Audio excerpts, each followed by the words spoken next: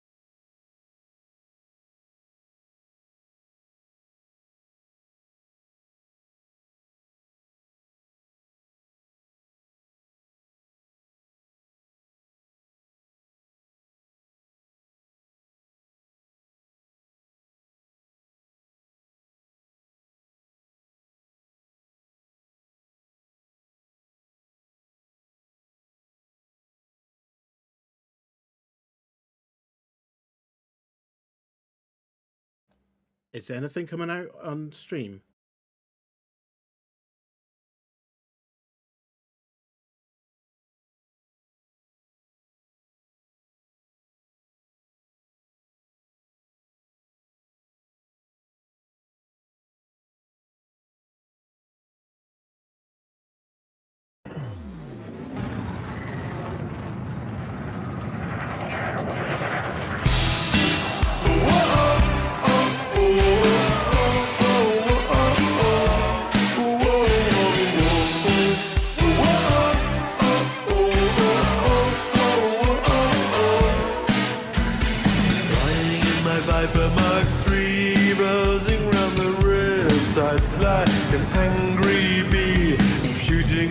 Pirate I see.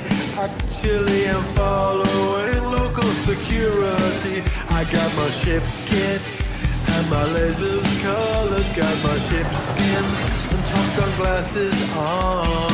I'm the biggest killer you'll meet, but you'll never see me, 'cause I play in solo. Fireball, but so fast and deep, you'll be on your knees. Crossing through your veins will bring you down, will bring you down. Fireball, but so fast and deep, you'll be on your knees.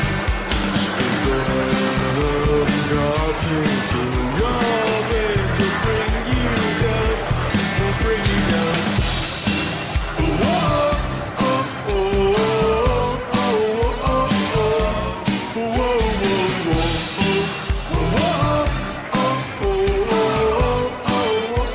whoa, sailing into ACG, I got my radar filled with a tasty cargo. Flying in the open for a second or three and get my ass whipped like a plane escargot. Got enhanced speed and my hull so plated I can Thargoids solo, and that's a fact. I wish gluttony fame was me, but I'm not gluttony, always too greedy. By so fast and deep, you'll be on your knees. The venom coursing through your veins will bring you down, will bring you down. By so fast and deep, you'll be on your knees. The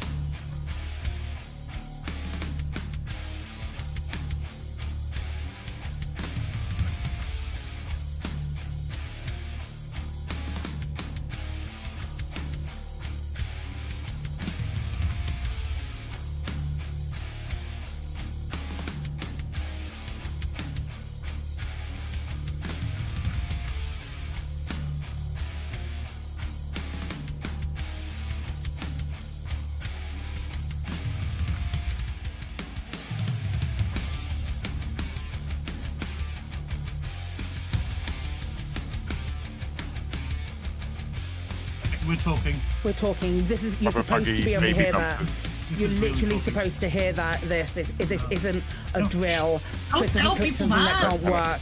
Don't panic.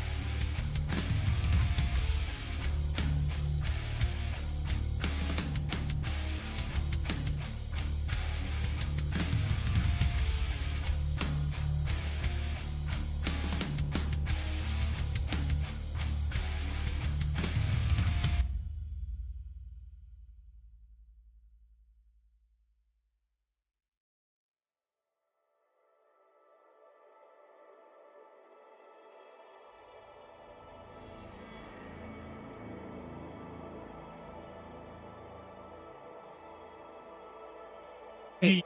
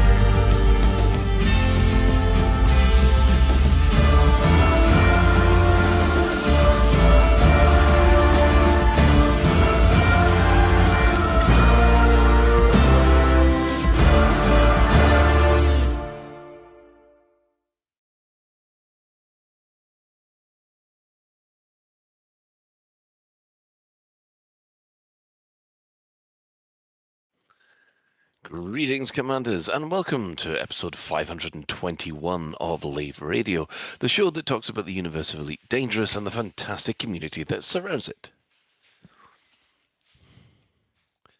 I'm your host, Commander Phoenix Defire, and joining me in the orange sidewind bar for this episode, we have our Head of Health and Safety, Commander Aid Levice, otherwise known as Ben Moss Woodward. Sounds like you're going in for some sloppy seconds there, Colin. Moving on swiftly Yeah, you were to doing that as well. SRV Banksy, that'd be Commander Alec Turner. Hello. We also have our Staff Liaison Officer, Commander Psychit, otherwise known as Claire. I love Tuesday nights. You sure? No. I And we enjoyed also- them. I enjoyed the first part of the year, like those first sort of like 4 or 5 weeks. Tuesday nights. They were really good, and then Ben came back. We also have our little beginner is on on tech today, and we have a Pathos as well, also hiding in the background. We also have an additional guest. That would be Commander Razzafrag. 07 Commanders, good to be on the show. Thank you. Excellent. Glad to have you along. Right, now, if you wish, you can join us live. We're hanging out in game. Well, I think we're hanging out in game somewhere. At maybe even at the bar at Lave Station. But if you can't get to us in game, you can join the Twitch chat channel, which you can access through laveradio.com/live. Click on the live chat, or go straight to twitch.tv/laveradio or YouTube Lave Radio, because we're there, both of us. So yes. Right, let's have a quick run around the team, see how they all are. So we'll start with Commander Claire. Yeah, that's me. That's my new name. I don't have a commander called Commander Cloud. I might have to reach out to Frontier and say, can I have another account, please? Because heaven knows I'm not going to pay for a copy of Elite. That's it. Fortunately, you just missed out on the free copy. Well, I mean, I don't want to get a second copy. Epic account to get another one. That feels excessive. I've already got like 5 Steam accounts for all of the extra. Jesus. Extra monies. I don't have like a separate one. What have I been up to? What have I been up to? Stuff and nonsense. Doing prep things for GameBlast. Have I done anything that has involved me going out of the house a lot? I don't think so. I've not been to see a movie or anything along those lines. I'm seeing a movie probably this weekend. I'm desperately trying to rack my brains to think of the time period between Tuesday and Tuesday, if there was anything like super exciting that I've done. I've played lots of games. There's lots of games coming out at the moment, and some of them are quite fun. And developers are really nice, and they slide into DMs and to emails and say, "Hey, would you play my game for me?" So I found some gems and some not so great games that I've been like chopping through. It's been really weird. It's been one of those weeks, like the last 2 weeks, where I've played a different game every time I've like started streaming or something like that. Or like every day's been a different game in the week. So I've not really known where I've been from one day to the next, which is quite kind of cool. Which is kind of been kind of fun. I've really enjoyed it. I've really enjoyed playing the video games and stuff. What have I done in Elite? I logged into Elite yesterday and I was like, hey, I reckon I can get all of my 10 weeklies done again. I think I can do it. And I could have done 9, but when I'd completed 7, I went, okay, I'm going to do the one thing that involves me being on foot, which was get classified data in reinforcement systems. Okay. And I went to, there's a system, I think it's one of Simon's systems where he switched a lot of it over to Anarchy, but there's a system that's owned by, who am I? Kane. The system that's how much I care about Powerplay. There's a system that's owned by Kane that has got, or like Powerplay ran by Kane, that has got like maybe 20 Anarchy Odyssey stations in it. And I visited 18 before I got 10 classified data. Christ. And that, 18. yeah, and Wow. that is not good.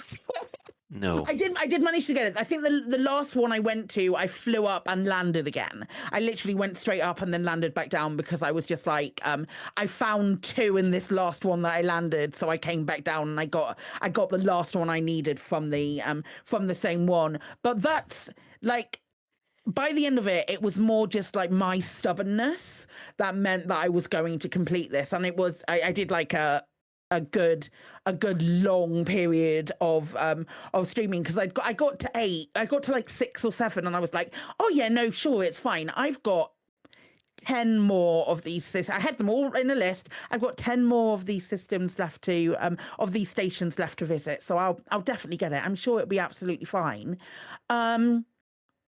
And then the other 2 would have taken like barely 20 minutes, and I was so done by the time I finished that one. I was just like, no, I'm good. I did 8. Turns out they're not mandatory, but I did 8 of them in one day.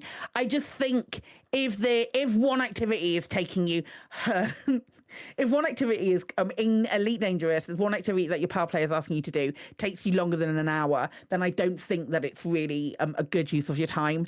And I had Darren in chat, and he was like, if you got some drinks in me, I could go on a rant on this for like hours about the way it works. And he was like, you should go to this particular system, you should go to a settlement which is like this, and you'll probably be able to find one.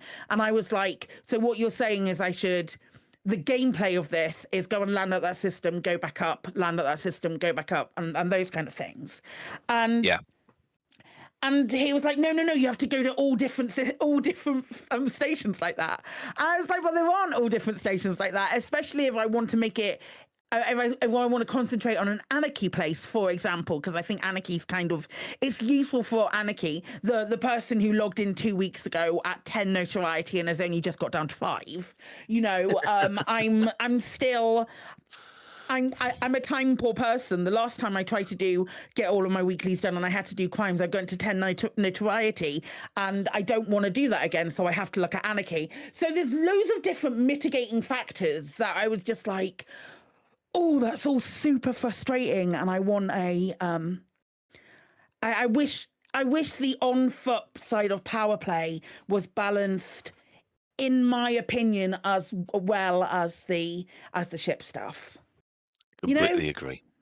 Yes. Well, we've had this conversation millions of times before, but I'm still angry. I'm still angry, and every time I find an example, I'm going to repeat the fact that I'm disappointed. I'm not angry. I'm just disappointed. We needed a soapbox. We're what, 5 minutes in, and we're already on the soapbox. No, I enjoyed it. I enjoyed what I did, because the thing about it, I've got 2 weeks left of power play max, because then I'm going all in on colonization. So it's not like, and it's not like it's going to like pique my interest for a lot longer. I'm ranked 52, something like that. So maybe I can get like a bit higher up, or if I can get to rank 100, just dip my toe in now and again and get to rank 100, so I've got all of the unlocks, and then I can leave it the fuck behind and just go and do whatever I want with colonization. That would be great. But that's fine. It now feels like I don't have a I'm a bit, every time stuff like that happens, I'm just a bit nonplussed with it, But it is what it is. It is what it is. Other than that, I really haven't been up to hardly anything. I've just been working on shit and trying to get extra long videos to export and stuff like that, which has been a nightmare, but I think I finally got my head around it. Those kind of things. Just making lots of plans, GameBlasty type plans, other charity things that are coming up in the next few months. All of that kind of good stuff I've been trying to make plans for. There we go. That's it. Excellent. Not much then. Okay, Alec. Yeah. What have I been up to? I hyped taking my car for an MOT last week. I don't know why, because it's really uninteresting, but I took my car for an MOT for those that were on tenterhooks.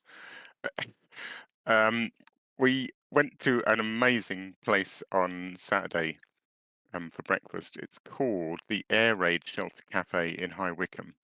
Sadly, due to close, but it's a bit of a passion project from this very young chap that's built it.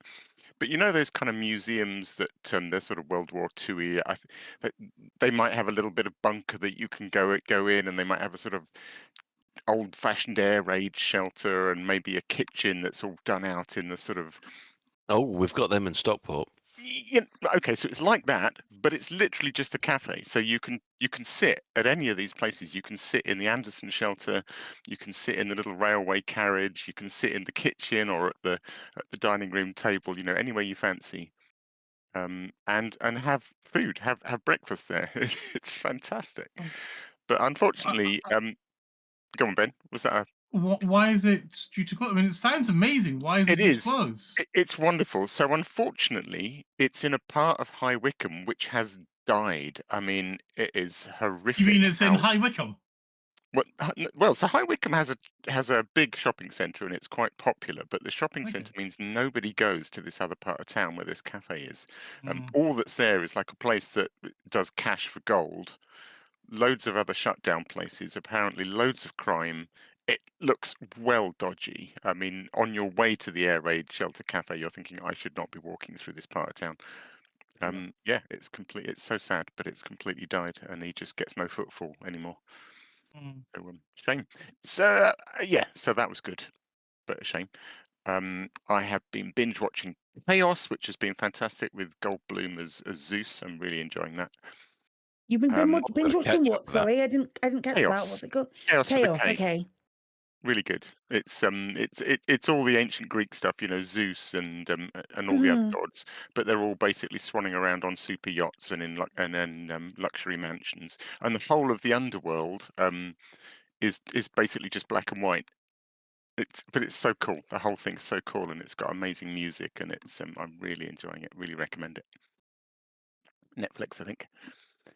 In game, I I got myself into the top 25% in the CG, and then I got knocked out, and so I had to stop what I was doing and go back and do some more, and got back into the top 25, and then went and did something else, and then got knocked out, and then had to come back and do some more. And I'm quite thankful it's shut down. I shouldn't say that, but it means I might stay in the top 25. And when I've not been doing the CG, I have been spending far too much time, and I entirely blame our guest for this, doing EDCoPilot time trials, which have really peaked this week, and maybe we'll talk about that later. Excellent. Okay, we'll move over to Ben. I love the way how you say that reluctantly as well. Fucking lot of you. I've done loads of things, and none of you are going to hear about it. So fuck yous. Good. Moving on. Someone's time of the month then. Right. Well, at least I wash my hands. I do wash my hands. Jeez. I don't know where he gets this idea from. Anyway, moving on from there. I will say though, actually, I am currently at Chalker Landing in the Cherrybone system. And this is completely and utterly the fault of Just About, because they went off and did a whole audio thing. Share your best audio. And Chalker Landing in the Cherrybone system remains. I was there in 3302. Yeah. And it still has weird as holy fuck audio. Right. Just hanging around the place. What sort of things do you mean? How would I just? It's like there's screeches and groans and. Is it the only place in the galaxy? It's the only place It's the only place I've ever heard it. It's the only place I mean I could. I believe my audio is going. No, don't worry about it. Don't worry about it. It's not worth it. It's just there's screeches, there's moans, there's. Can we go to justabout.com and hear your audio sample if we want to? You probably can, yes, because I did put it up as a short. We'll do that. Because they were complaining that my 6 minutes long of it was too long. So I went off and made a short of it. Fair enough. but I'm amazed that it's still here and it survived it survived Horizons coming in, and then Odyssey. I've never heard anything like it anywhere else. But there could be other places. I've just not been there. But it just sounds spooky as all hell. And it's only 100 light years away, so it's not that far. Gotcha. Oh. Right. Well, Razzafrag, would you like to bring everybody up to date what you've been up to doing for the last week? Sure. So in real life, I haven't really gotten out much because it's freezing cold here. I live in Toronto, and there's about 3 or 4 inches of snow on the ground, and it was like -7 without the wind chill. So I tend to hunker down a little bit. But the other thing is I've mostly been glued to my chair the last week, just trying to sort out some EDCoPilot stuff, because sure enough, as soon as we start the time trial promotion, the racers will report, oh, there's a problem with the time trial logic. Sorry. So they had me going for a couple of days trying to figure that out and sweating a bit. Got that fixed, and then Burr, Commander Burr on his Witch Space News mentioned the promotion as well, and then we got this ton of users all coming in asking me questions in Discord. So my days have all been spent fixing code and basically trying to get users up and running and answering all their questions. I created a wiki a couple of weeks ago, and I've been gradually filling in data on that for just so I can just send that to people instead of having to explain things all the time. So I've been sitting on my desk for like hours at a time. It got to the point where I had to actually dust off my treadmill in the basement and go down there just to get the body moving, because it was feeling like I was starting to get absorbed into the chair. In game, we decided, me and my wingman, we decided we would go off and get some scans for Discovery to do the CG. So we went out and did those, came back yesterday and handed them in just before the lockdown by the look of things, which was quite lucky. I did have a scary moment though, because I handed in my first page of data, and I thought I'll go and check just to make sure I've done it right, because you never know. And I look on the panel and I look at the community goal, and it says you don't have any community goals. And I'm like, huh? What's going on there? So I go back in and nope, nothing. I log out, back into the game, still says no community goals. So I'm like, okay, I've lost a page of data. I'll go back in and sign up for the CG again while I'm still at the carrier. Go in, go to the community page. It says, oh, you're already signed up. So I look on the panel, and lo and behold, I'm back in the community go again. I think it was just it wanted to just scare me for a while, that I wasn't going to be able to actually take part in it. So that was my week. I had exactly the same experience, if it makes you feel any better, because yes, I've been doing the exploration side of things as well. I went up to my favorite system, Koi 3663, or the PH2 system, flying a Mandalay for the first time and falling in love with it. Oh, why did I not fly this ship before? It is gorgeous, and yeah, I know I've said it's too powerful. It spoils the game. It's gorgeous for exploration, which of course what it's designed for. So yes, I can seriously say now my ASP is just officially retired, and I'll be flying a Mandalay out into the black a lot more. And ironically, I was actually hitting unexplored systems within about 1,000 light years from Lave. So I got quite a lot of first discovers and first footfalls, which was really good. Nice.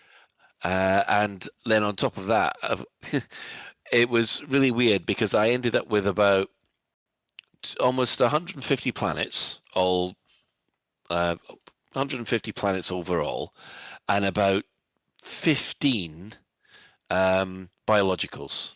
And I got 15 million for the planets, but 60 million for all the biologicals.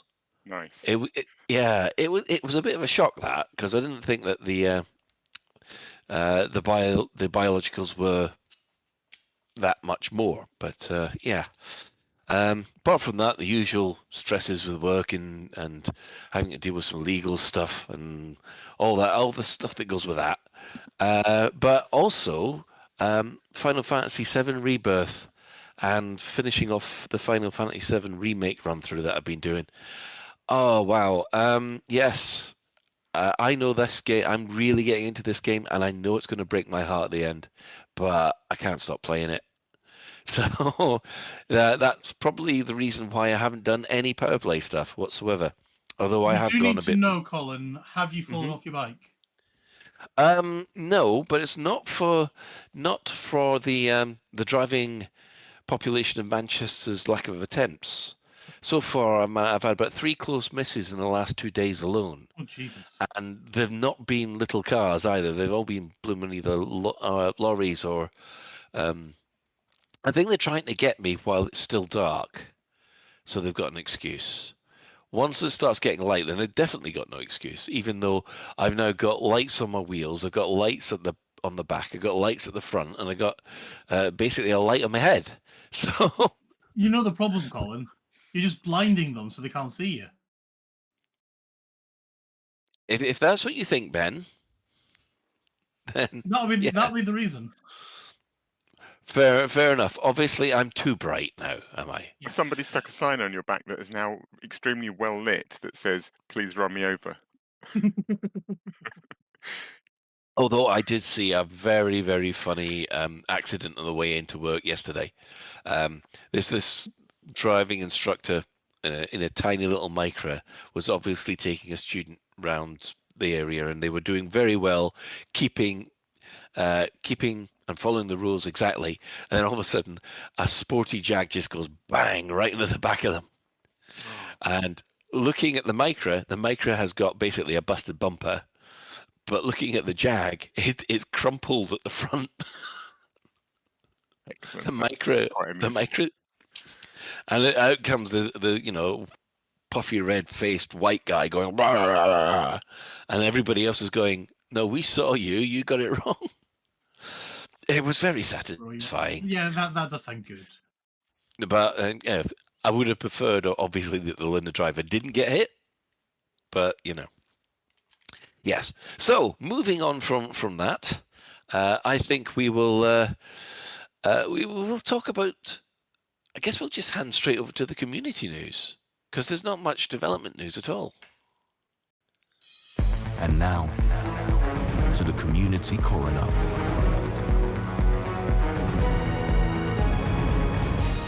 It's a dead game, innit, mate? No, there's no community news either. No, I'm joking. Imagine! Holy shit! There's loads. There's loads. Right. First up, we have a really nice video by Indigo, who I feature occasionally, called "Things Every New Player Should Know." It's really good. It's an interesting sort of scatter. There's so many things that new players should know. So it's it's sort of potluck what somebody's going to pick. But it's there's a section on route plotting that covers fast and economical and KGB foam really nicely. There's a thing on SEO jump drives and what they can save you in travel time. There's a surprisingly big chunk on power play. I think he says at one point that during the video that maybe he shouldn't have started on power play because it's longer than it took longer to summarize than he expected. But actually, a really good section on power play. Considering how brief it is, it's one of the best sort of summaries I've heard. Some stuff on neutron boosting, a nice little piece on choosing your home system, and a couple of other little tips besides. So yeah, it's a really good little roundup of things people should know. Next up is a sort of thinky piece from Commander Exorcist, who does these little thoughtful pieces occasionally, called 5 Ideas to Improve Exploration. They're an interesting selection, actually. Potentially controversial, but not in a bad way. Just some things I don't agree with, some things I do, but definitely an interesting listen and not a bad selection of ideas from Exorcist there.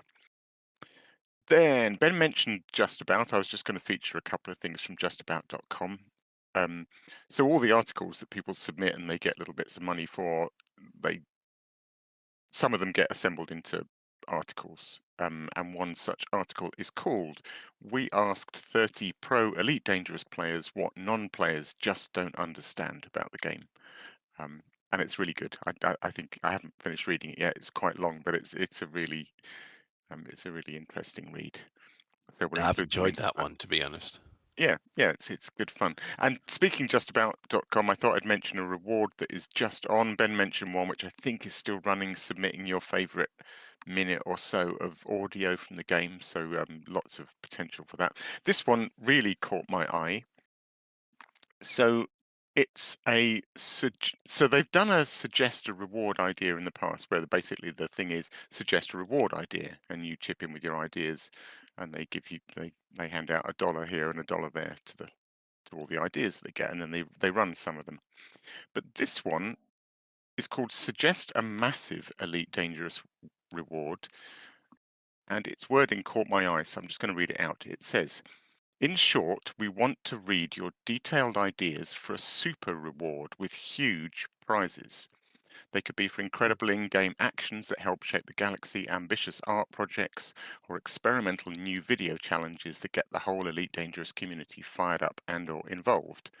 Ask yourself what Elite Dangerous challenge would be worthy of a prize of hundreds or even thousands of dollars. Then think Oh, about exactly how that reward could be run." So interesting. It suggests to me that they might actually be thinking of going with this and handing out a massive reward if somebody can come up with a good idea. One to watch. Can we suggest running a radio show for 12 I weeks? know. I kept thinking of ideas that I already had my submission ready for, which is what I've done in the past. Yeah. You know, not wanting to say something, large, but We challenged the community to run a radio show for 10 years. Oh, hang on. We've been there, done done that. Hooray, we win. Yeah, but it's a bit shit though, isn't it? We're not Say it gonna has to be we're not gonna good. win for this.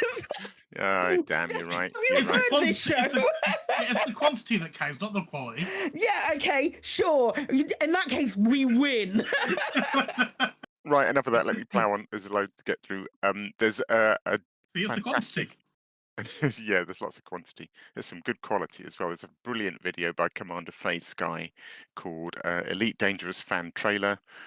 The video description says, "07 Commanders, I had a lot of footage on my hard drive not seeing the light of day, and I've just been so overjoyed by the resurgence of players and bright future of Elite Dangerous that I wanted to make this video to capture some of my moments playing this game and perhaps try to capture the magic that is this masterpiece." It's fab. Very nice montage video.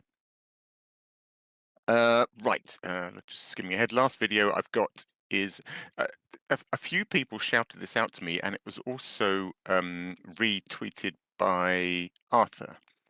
And it's basically a very short video called "My First Week as a Brand New Commander 07" by Behaving Beardly. So Behaving Beardly is a Twitch streamer. I watched a couple of hours of his stream today.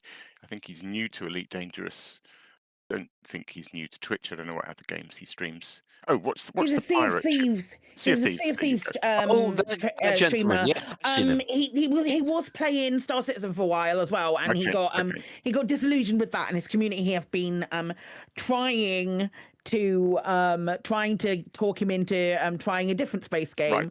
Well, he is playing Elite, and he has fallen hard. He is Yeah, he has. loving It's really it, and good. he's super enthusiastic and very funny, and just he's excited about absolutely everything. So it's a joy to watch.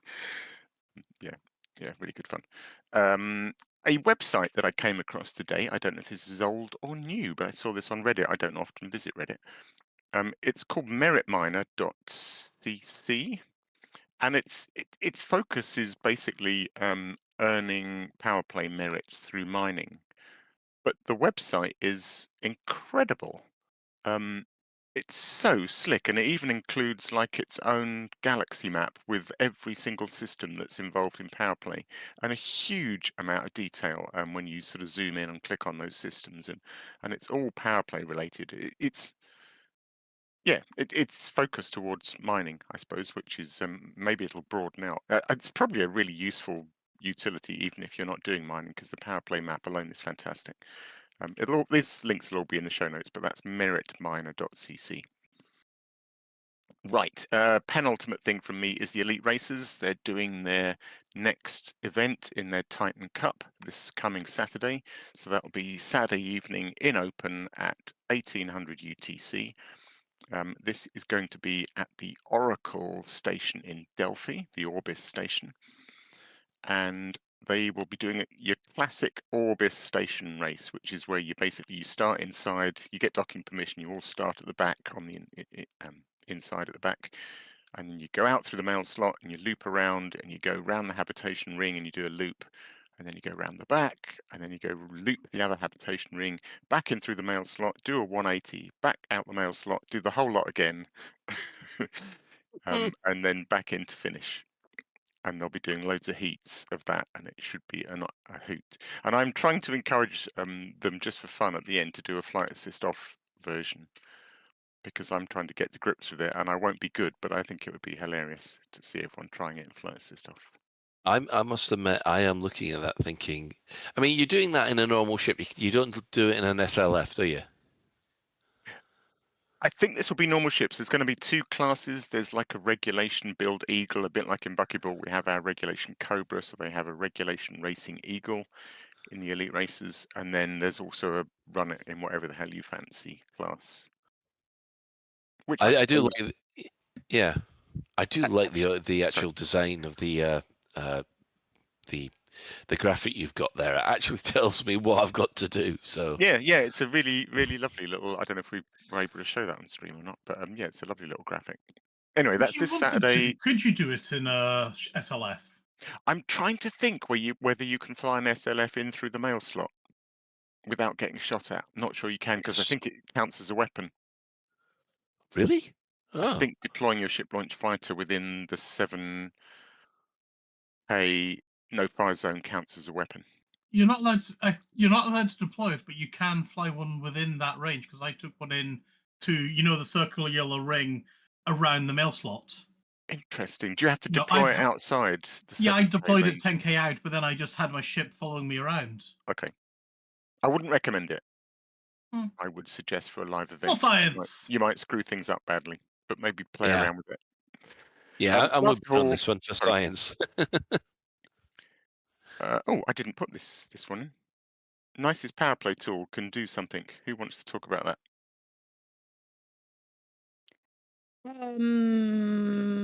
I will read it out. I didn't add it, but nicest power play Nicest power tool. play Let's tool keep talking about can it. now It's so good. tell you if you are able to complete bounty hunting power play activities in a given system.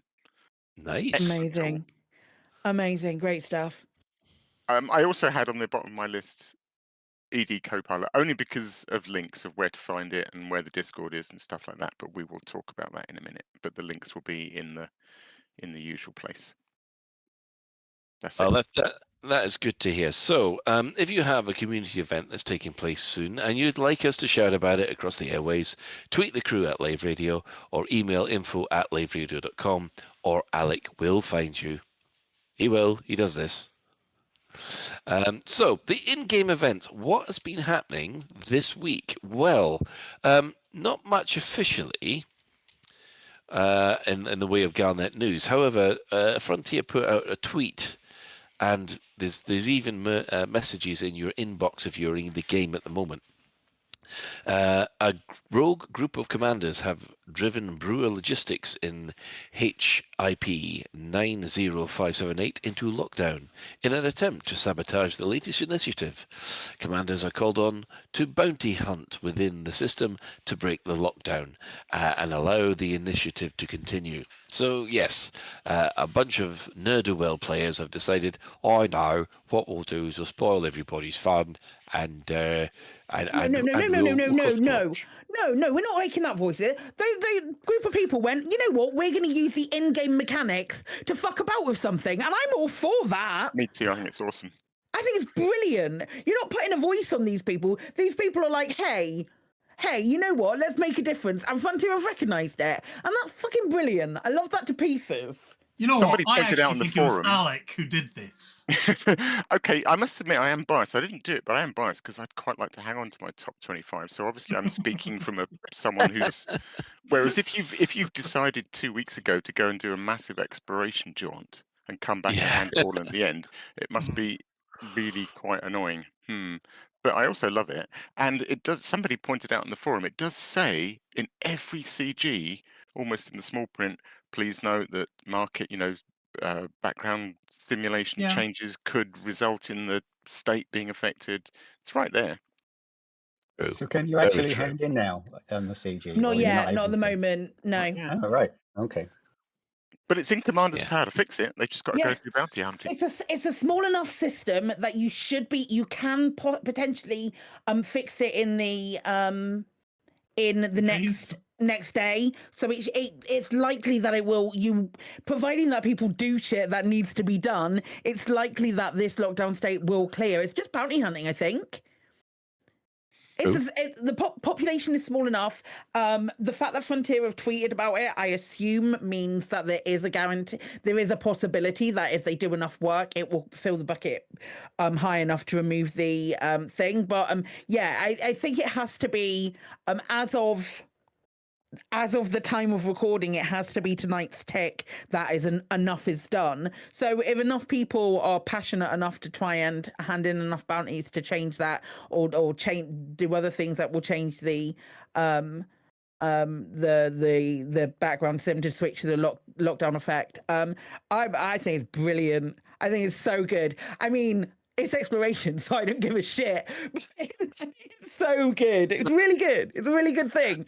Rather than being a thing which is like, hey, we're angry at this, everybody should be in open only. It's like, hey, let's demonstrate how the game mechanics work and how we can do this. And then the combat aspect of it, there is a way that players can affect the change, so it's the other way around, and that's my favorite bit of Elite.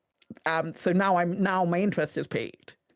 Yeah, there's a similar thing with the Dove Enigma, wasn't it? With people had managed to disable the mega ship that a gentleman was doing an expedition to, and when everybody else heard this, because of Dove Enigma's circumstances, there was a mass community effort to basically clear it, which was If I'm wrong, I'm pretty sure that was UA bombing, wasn't it? Yes, it was. Yes, I wondered if it was UA. I'm glad that you can't UA bomb anymore, for sure. But the fact that I say that because I liked it when the stations burned, but that's what UA bombing did, and it was fun. But the fact that the BGS has been manipulated in such a way that it's made it difficult, I think it's really fun. It's really fun. Alec, it turns out I'm in the top 25% as well. I meant to ask because I was thinking the amount of stuff you handed in, you bloody well should be. I'd have thought. Oh, I didn't think it would be actually, but yeah. Okay, keep it locked down, folks. Someone's changed his tune. High five. Well, that means that we have the power play standings to go through.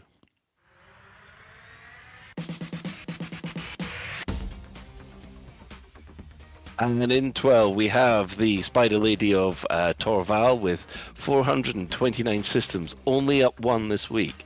We have at place 11, Winters at 490. At 10th, we have the Pirate King Delane with 602. And at number 9, we have Kane, who's moved up to 624. She is catching up on Patreus, who's now up at 647, followed by Antal, who's at 7 with 692. However, things are quite interesting as Archer pulls ahead even further with 716, and in 5th we've got Lee Yong-ru at 774. Yuri Grom has slowed down by only gaining 5 systems this week to 1,009. Emperor Rissa is up to 1,312. Aisling Duval has not closed the gap as much as we thought with Mahon. She's at 1,408. And finally, Mahan is still in the lead with 1,425. His followers seem to have pulled their finger out and pulled slightly ahead of Aisling Duval. And that is your Power Play standings for this week. Amazing, incredible. I think I'm getting the hang of that. You missed if you listened to Black Diamond FM on Sunday, Chris Mockford also did a chart rundown, and I was so pleased. I'm making everyone do chart rundowns now, and this is my happy place. You can't be a radio host without doing a chart rundown at one point. Oh dear! No doubt I'll get a criticism from the Chris Mark 4 at some point. Right. Just to clarify with this, no one's moved, have they? I saw Alec put a comment in here. Like no one's switched places. Is that since we've been doing this, or no, we've had a couple of movers? We've had Archer overtake Antal and Petraeus. Okay, cool. So Archer has been climbing up the up the charts, if you like, quite at a steady pace. Did you change the numbers at some point during the day in this chart, Colin, in the show notes? The show notes, I changed them, I think, about 5 minutes before we go on the air. Okay. So, I thought I'd be very clever, and I checked what was in the show notes against last week's show by listening to the show and thought none of these numbers have changed because I was going to do your up and downs for you, but I should have just kept my nose out of your business because you knew what you were doing. I feel like Colin does the power play standings around the same time as I do the question of the week. I was not trying to be helpful. We want the latest up-to-date figures before we go online. Quite right. As of recording. As of recording, yes. So, yeah, it's that time of the week again. Store alert! In the bi-weekly newsletter, here come paint jobs for your art. In the bi-weekly newsletter, here come paint jobs for your art.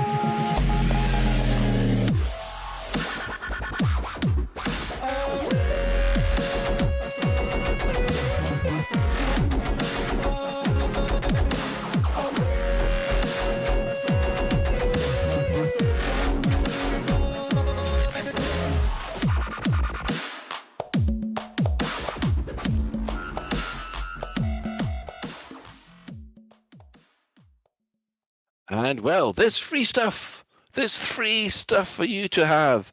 You can have lots of gun colors as long as they're in pink. Yes, we the store alert has come up, and because of a certain holiday that happens on Friday. Well, it's not really a holiday; it's just a commercial card opportunity, in my opinion. Yes. And an excuse to sell overpriced roses. Hey. Yeah. Hey, some of us like flowers. Rose for the lady. So Rose get yourself for the a lady. flower any other bloody day of the week. Hey, but there's a special day when you're supposed to get flowers, and I want my fucking flowers, Ben. Yeah. Not from you, No, but I hope that someone else is listening who might get me flowers. If only someone was working tech who might buy me flowers. My God, the hint was so heavy to drop. It worked its way through to China. Oh. he's just fucking written in our chat. You've got plain flour and say phrasing flour. What else do you want? And now I'm mad. Oh. No, someone's going to be baking on it. flowers. Fuck off. It's Valentine's Day. I get flowers. Flowers and pink guns. Got pink guns. Pink guns and a cut price on all the pink skins. Mm-hmm. Which I've got to be careful about saying before Ben loses his mind. So, yes, if you want anything in pink, the chances are it's on sale in the store right now, including the Strike prototype pink battle armor. That's what new. the hell is that? It is brilliant. That's one word for it. That's definitely from that New Order So video. we've had it in blue. We've had it in red, blue, and green. I think thus far. We've had those ones previously, but now we have it. Now we have it in pink. I looked at my ARCs count when they released it, and there was the tweet about it. And I had 6,797 ARCs. And so I logged into game, jumped one system, and then bought it. Nice. And it's perfect. It's a perfect attachment that I needed for my stealth suit.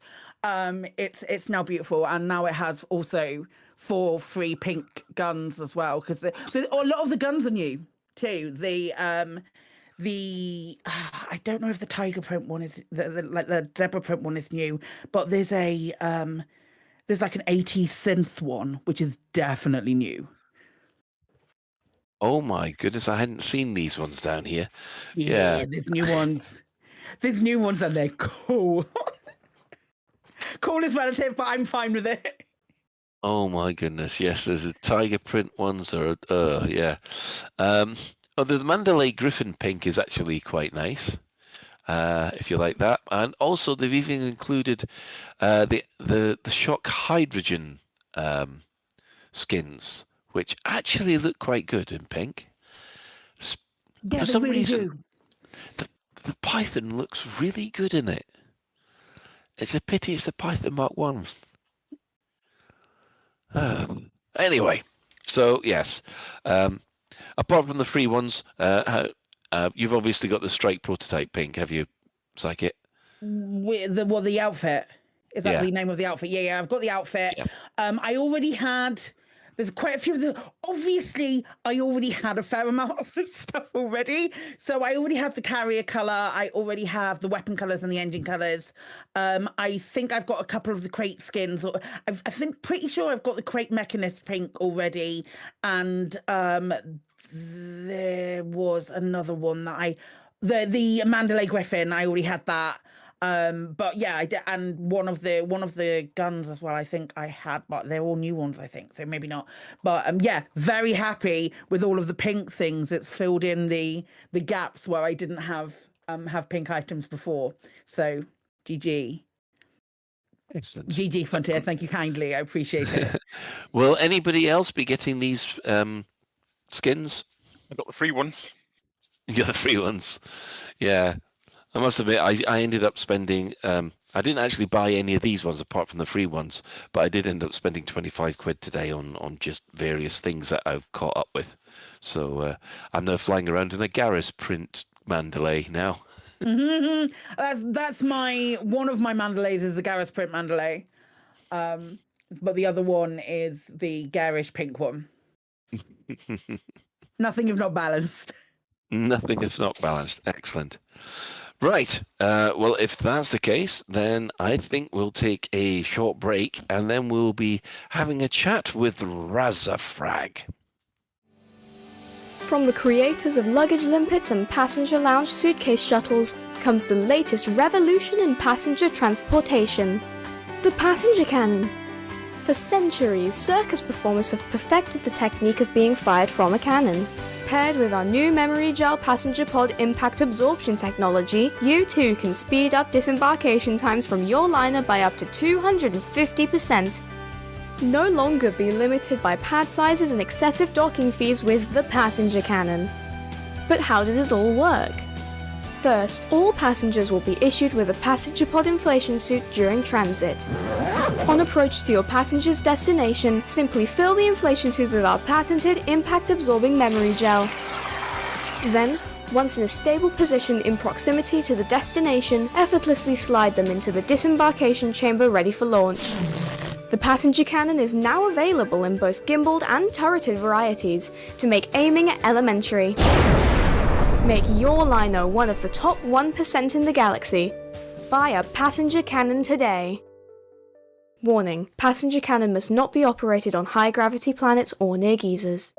My dad taught me a lot of things. Good things, like how to avoid a Thargoid shutdown field. Always have a rebuy. And don't forget your limpets. But what he really showed me was a good gun in the right hand can win any fight. It doesn't matter what you're wearing, doesn't matter who you are. The best tool wins out every time. Don't take a risk, take the best.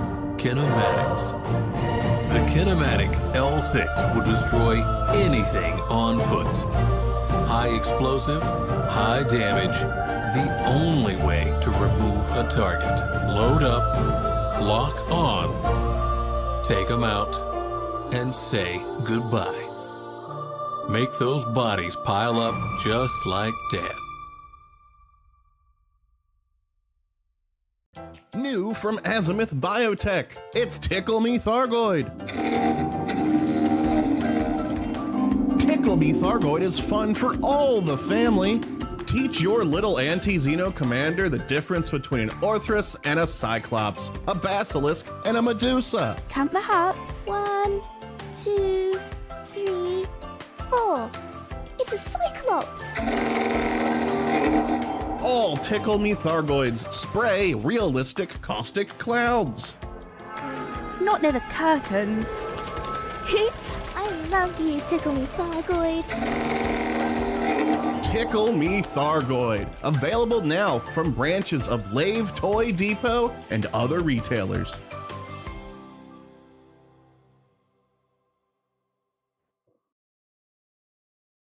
And welcome back. Welcome back. Hi, Razzafrag. I'm gonna hand over to Alec and let Alec do all of this cool stuff and chat to you about your excellent EDCoPilot, Okay. please. I haven't really Sounds good. prepared anything, but it was kind of my idea to have Razzafrag on. I've been using EDCoPilot for a long time. We actually met. Was it last year? I've got a horrible feeling it might. Yeah, it get was used to. last year in April. Yeah. Cool. Yeah, we went to see Underworld at not Ali Pally, but yeah, Ali Pally. Yeah, it it was was, Ali wasn't it? Pally. But yes, it's a fantastic app, and I know a lot of people in chat and a lot of people use it. So I thought it'd be really nice to have you on and just kind of ask some of the obvious questions, maybe not the so obvious ones. So why don't we start by maybe you just describing for those that don't Yeah, know sure. what Sure. EDCoPilot is. All right. So EDCoPilot is an app I've been writing for the last 6.5 years now. And it started as let me see if I can do this project. And then it turned into a hobby. And now it's my life, basically, because I'm chained to the chair, as I said earlier. It's free to download and use. You can check out on the website razzafrag.com. It's got a feature list there. You can use it, fall in love with it, and then donate on PayPal or support me on Patreon. It's taken off like crazy in the last year. A year ago, I had 2,500 commanders in my database. As of yesterday, it just went past 14,000. Oh wow! Wow. So yeah, we've had big bumps in users, mainly because of video streamers, I think. Burr, when he mentions it, it goes crazy. Mole13 did a video on exobiology, and that weekend was insane. Alec with his time trial videos, and then there's Sonic Embassy who's been doing the stuff on the space chatter and the voices. So I thought, just from a stats point of view, roughly per day at the moment, I have 1,200 to 1,300 users fire it up and use it. The record is 1,700, which was this Sunday. So it's 1,700 commanders all logged in and used it. And in the last month, 5,500 different commanders have used it. And I thought I would pull some interesting stats from the database. So Yeah. the Copilot has been started up by users 571,000 times. Wow. And Wow. and they have flown with it a total of 985,000 hours, so just short of 1 million hours, which I calculated was about 112 years of having this thing talking in their ear and insulting them and swearing at them. And so I was kind of amazed by that. I don't suppose you've got the distance as well, do you? Oh no, I don't keep that as a global one. That's only local to users. But that would be very interesting. How many jumps have they done with it? That's for sure. Can I Yeah. ask a question? Like, just rewind a tiny Yes, tiny sure. bit and ask a question. Yeah. I have never used EDCoPilot. I am vaguely aware of Alec having used it. I'm not by any means gonna say, hey, Razzafrag, sell me your product, because you don't need to, because everyone waxes lyrical about it. Can you give me an overview of like its main functionality though? What was the thing that got you to first make it? What was the need that you saw that you wanted to fill, and how has it Okay, grown so since then? that's a great segue. Let me just talk about the main features first for people that don't know what it is, and then I'll talk about Awesome, thank you. how I came about it. So it's got a few main features. First one is there's a simulated ship AI. So it basically talks to you while you're playing. It gives you information and it makes comments. Some of them are rude, or sometimes it just responds to your requests.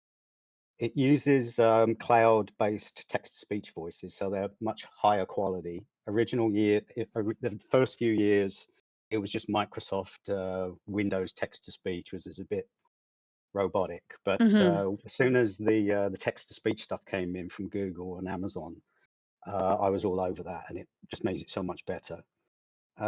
You can set your ship AI to be as chatty as you like, and you can tailor its personality. So, for example, you could say, I want you to be businesslike and not have all the sarcasm and the snark. Or you can have it use profanity. There's a sweetheart mode, so it gets a little bit flirty with you sometimes. You can tell it, there's little switches for whether it likes mining or if it likes trading. And if it doesn't, then it'll complain when you want to go and do those things. There's switches for taking out alcohol references that it might make, or there's even a vegan option because its default mode, it does have a liking for bacon sandwiches. So you can give it a name. You do need to change that to be bacon rolls. Bacon rolls, yeah. Oh, I'm a bacon sandwich guy. Sorry, always fair have been. With brown sauce or with ketchup? Ben asking the important questions. Damn right. I'm good with either, and of course we have Canadian bacon over here with the pea meal on the right. Yeah, you got the decent stuff, unlike Americans. Yeah, the thick stuff. Yeah, the Americans with the streaky stuff. No thanks. Yeah. Oh, don't get me onto bacon. I'll be here all day. So for your ship AI, you can give it a name. Its default name is Edie. So EDIE, which was my grandmother's name, and it took me 4 or 5 years to actually put the connection together, and it swears like she used to as well. So it's fitting that it's called Edie. You can tell it how you want it to, what you want it to call you. So I know Alec has "you mad bastard" as one of his. You can get it to call you Smeghead, Sir, Commander, Sweetie, whatever you want to get it to call you. And you can even tell it what you want it to call the fighter pilot, so that when the fighter gets destroyed, it can give the fighter a hard time. There's a chit chat mode, so if it's quiet and it's not doing anything and it hasn't been talking to you for a while, it will throw out a one-liner like a bad dad joke or just something odd. And you can customize those. You can just add your own to them. So that's just to give you a little bit of extra. Feel like you've got some company. There's a ton of settings where you can turn on and off the different announcements that it can make. So you can tailor it to how chatty and what type of things you want to hear. So that's the ship AI. Secondly, there's a user interface. So you can pull up and display useful information. So you can have it actually pop them up automatically based on what you're doing in the game. So like, for example, if you're approaching a station, it will pop up a station fact, if there is one, tell you who the station's named after. You can either request orders, request information, or give it orders using voice commands. So you can say switch to this panel using voice and it will put that panel up for you. Or you can click on the tabs on the interface, and there's about 40 panels of information now within the app, and I'm adding all the time. The interface is the second generation of the interface, and it's been designed to look like the in-game panels. So you can show it on a second monitor, or you can show it on your VR headset if you use overlay software. In VR, I keep mine just above the ship panel on the right, so I can just look over and all the information's there that I want to use. If you only have one monitor, you can just alt-tab to it. If you have a tablet, you can use Space Desk, which is a free application, which adds your tablet as a touchscreen monitor. And you can drag the interface onto that, and then you've got a touchscreen interface, basically, to use it.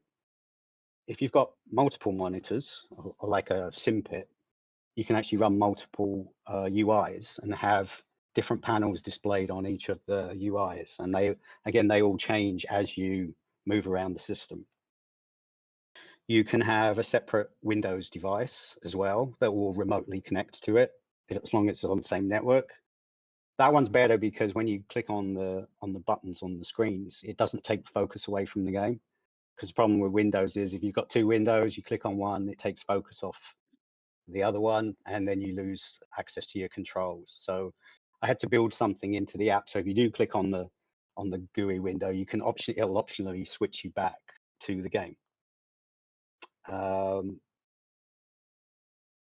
Like most of the other third-party apps, it pulls in data from the game journals and the status files of the game, and it learns stuff as it goes. It builds up data, and every time you start it up, it loads that data back in, so it knows where you've been and how many kills you've made and all that kind of stuff. As well as using the journals, it pulls in data from its own backend database and other sources like Spanch, Inara, EDSM, Canon, and the Elite BGS API.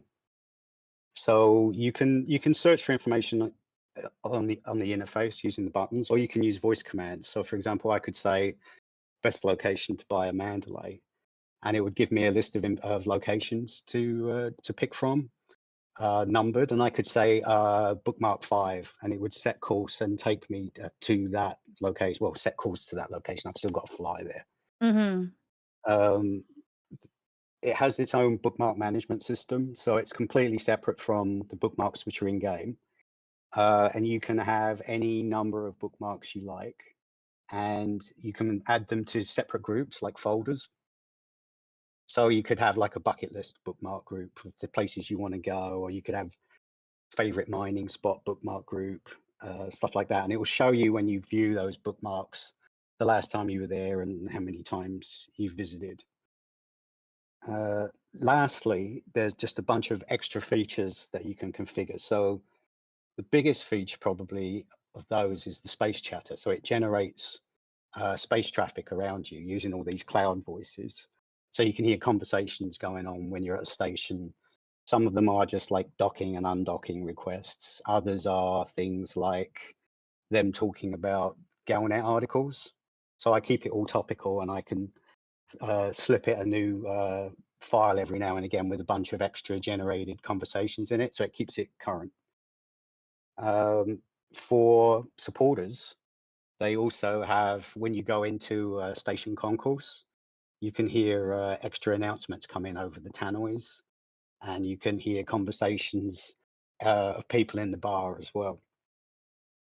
Then there's the time trials, so that's the stuff that Alec is all over like a rash. That's basically, it guides you to the time trial location, directs you around the course with the timer going, and then when you're done, it uploads your times to the global leaderboard, so you can compete either against yourself or against other players. And you can create your own courses and publish them for others to try, which is a video Alec just created a couple of weeks ago. And we already have a bunch of new courses now springing up for everyone to try, which is great. For BGS players, there's a faction systems reporting tool. So you can put in your minor faction, and it will retrieve all the systems that your faction has a presence in. And it will go through and give you a report on what your influence is in those systems, who's the closest faction to you. So you can look and see which systems do you need to focus on that week. And what it will also do is it will tell you which of those systems have not had a recent visit, so the stats haven't been updated on the backend databases. and create a little route for you, so you can fly around those ones to update the stats again, and then rerun the report, so you get an accurate report at the end of the run. So that saves BGS players hours of spreadsheet management and flying to all these different systems just to try and keep the data up to date. There's sound effect triggers. So I've got like you can drop random sound samples into some of the folders. So for example, when you touch down, it can fire randomly a sample. So I have like the Millennium Falcon landing sometimes when I land on a platform, for example, or when I get out of my ship on foot, she says, "Aren't you a little short for a stormtrooper?" Stuff like that. So that's quite fun.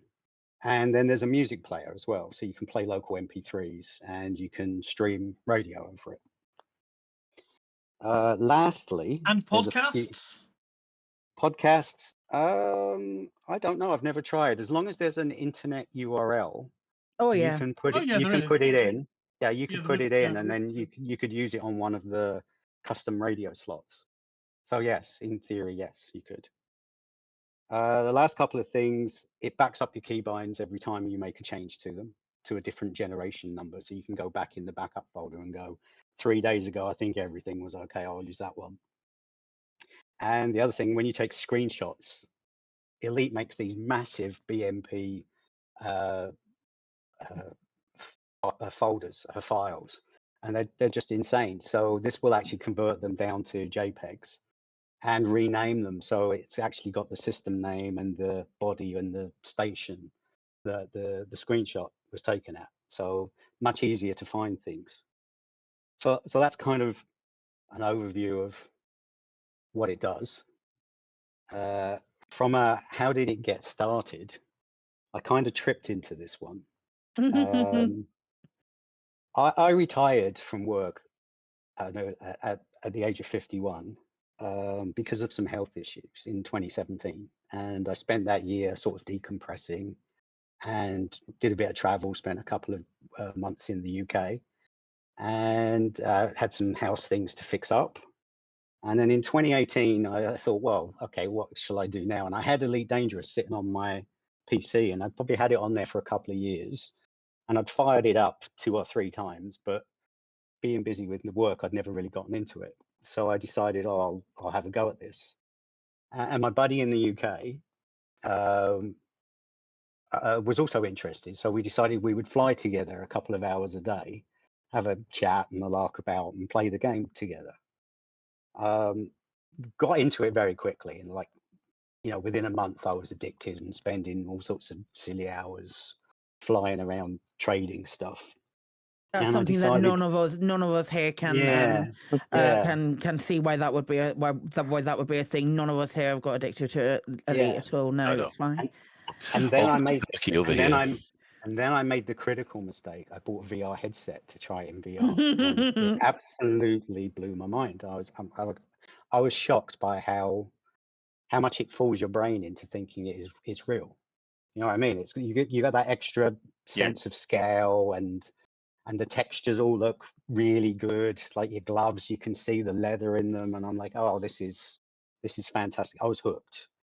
So I played it that way for a few weeks, and we were doing trading and courier missions, and it was driving me crazy that you need to go to these external sites to go, where do I go to sell this stuff I've got for the best price? So I'd have to take the headset off and then go and look. And we had a little phone app at the time, so you type it into the phone app and you'd be squinting at it, and then you would have to type that in on the Galaxy map, and then I could put the headset back on.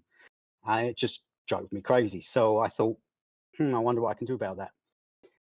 I bought HCS voice packs. I had a couple of voice packs, and I'd got voice attack working. And I'm thinking, well, if they can do things for ship controls, why can't I do things for looking up where to find things? So I spent a week poking around with voice attack and figuring out what it could do. And I wrote a little program. And once I'd got it working, me and my friend, we're flying together, and we have to go find something. And I'm like, here, let me try this out. So I pulled up voice attack and I said, best location to buy gold. And it sort of beeped a couple of times, and then it came back and it said the best location to buy gold is, you know, such and such system. Go to this station. It's a medium landing pad. And my friend is like, how the hell did you do that? Right. And that was the start of EDCoPilot, basically, was that simple little mechanism. There was no display.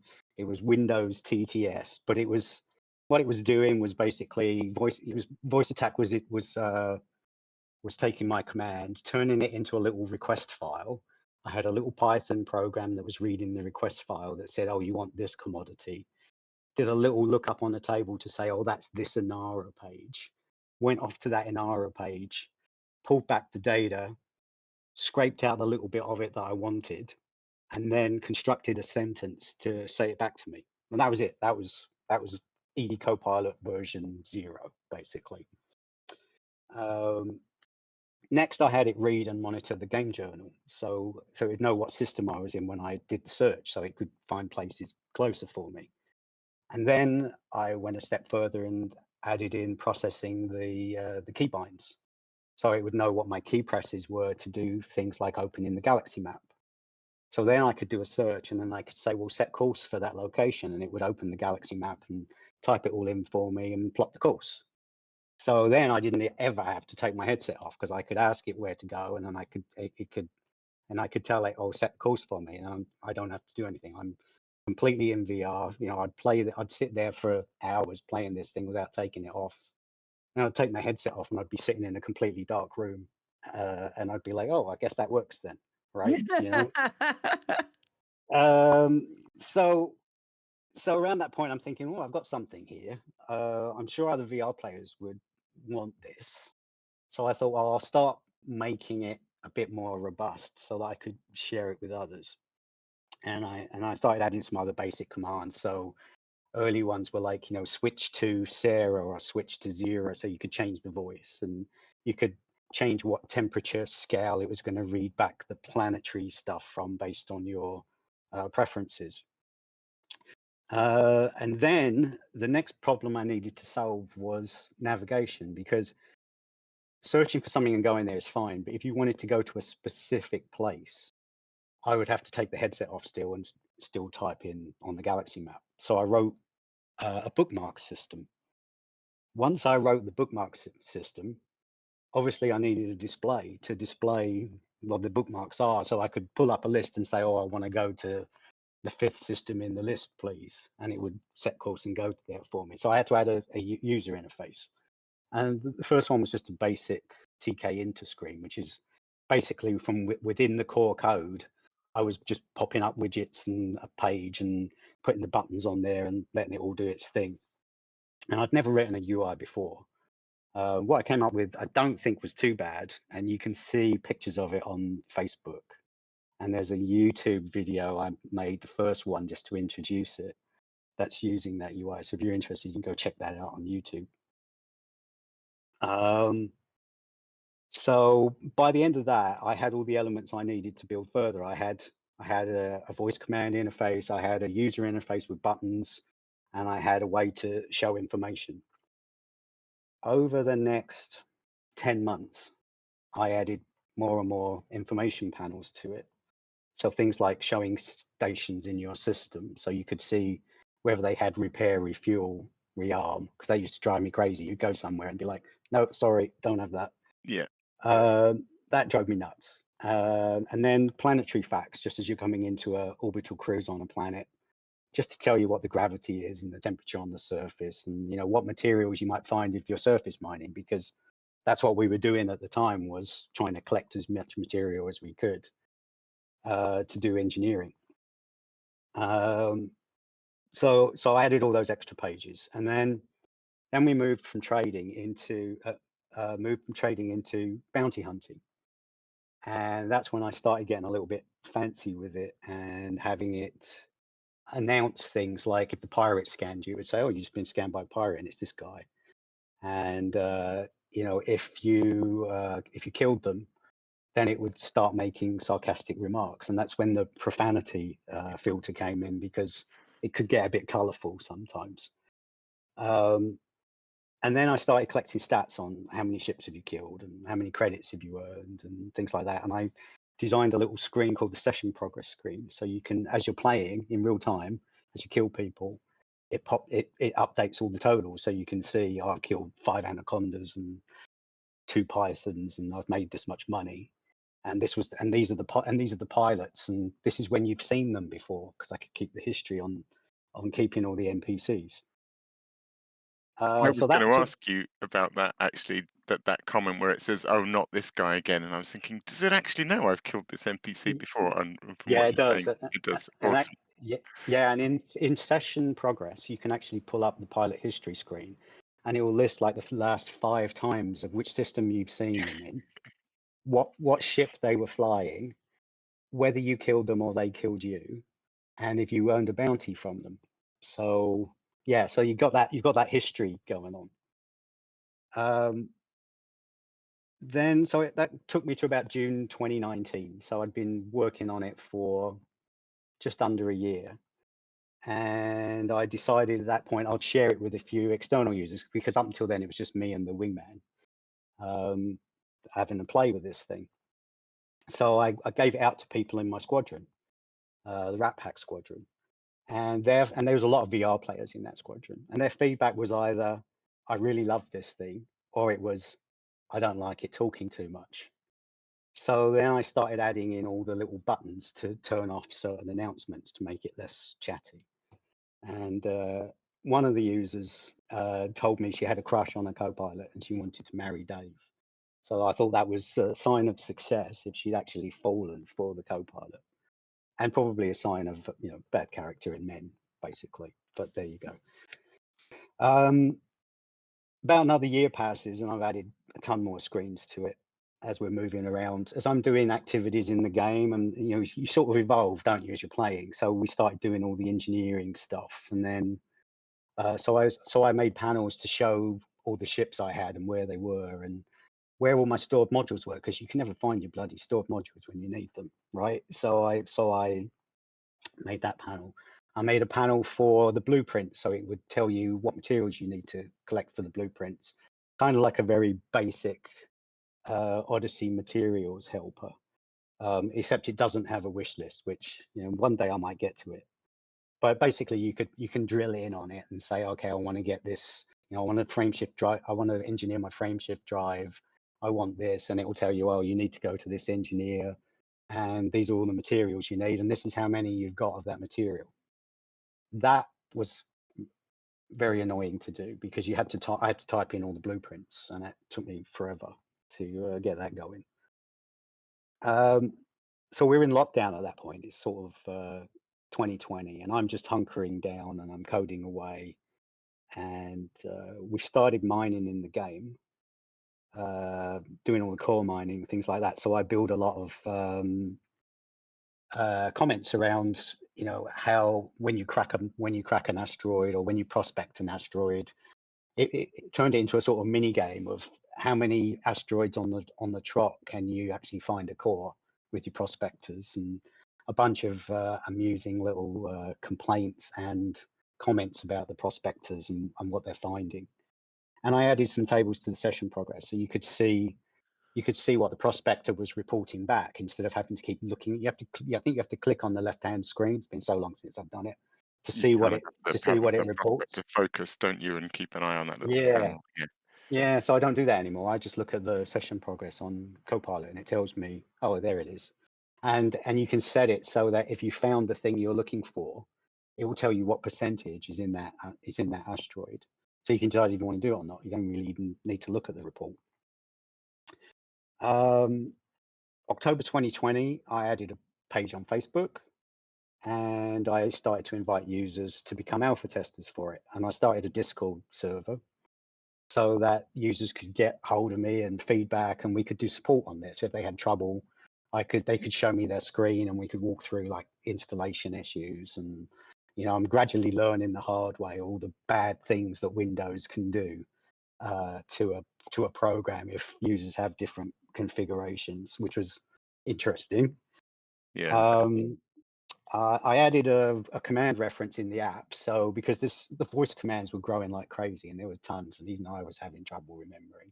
So there's a command reference in the app, and that started as just a bunch of JPEGs that it would pop up in the display, telling you these are the commands that you can use to do things. As long as you remembered command reference, you can find all the others.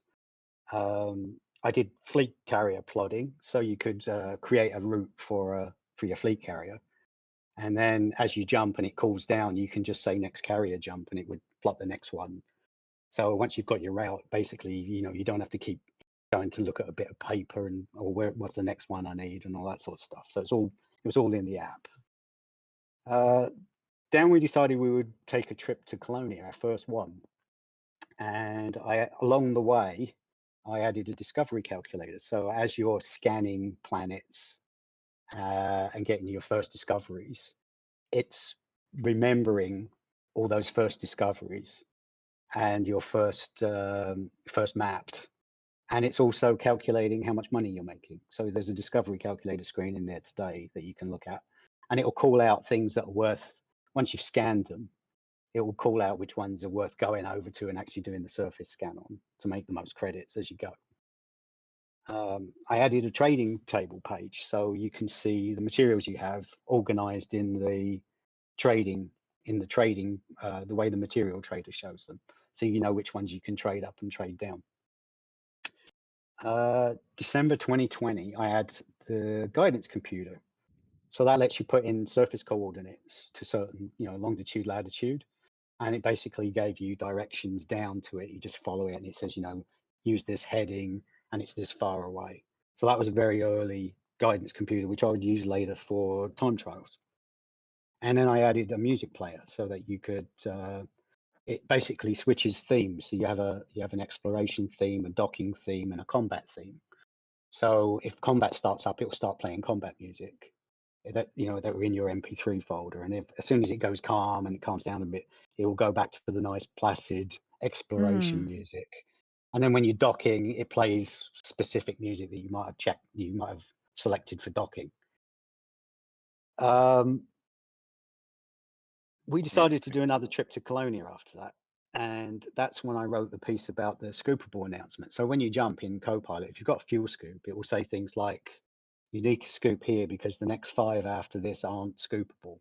Or the next 3 are scoopable, but the 2 after that aren't. So it sort of lets you know as you're going along, and you don't have, it took all the angst out of getting to Colonia basically, because you knew where you'd have to stop. Because a lot of times we found ourselves running out of fuel and sort of having to backtrack or look for somewhere nearby. But here, you could just go, which is, that's a very popular feature. A lot of people comment on that all the time. Yeah, it's funny. It's just that thing of like, as you say, in the next 2 are scoopable, but you'll get to one and it'll go, you might want to top up here because the next 3 aren't. It's just lovely. Yeah. Yeah.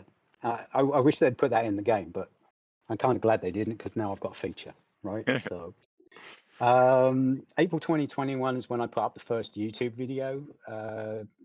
Very amateur thing from me, about 45 minutes of me demonstrating voice attack in VR and getting back the results and setting calls for those places. July of 2021, I added the neutron highway plotting. So it would go to Spanch, pull in a neutron highway route, and you can follow the route. And Alec, I know you've used it. Yeah, as you jump into a neutron star, you go supercharge, and then it automatically plots for the next neutron star on the route. So again, it's just a very intuitive way to do it. Odyssey hit around that time in July 2021, and I added the ship locker and the backpack.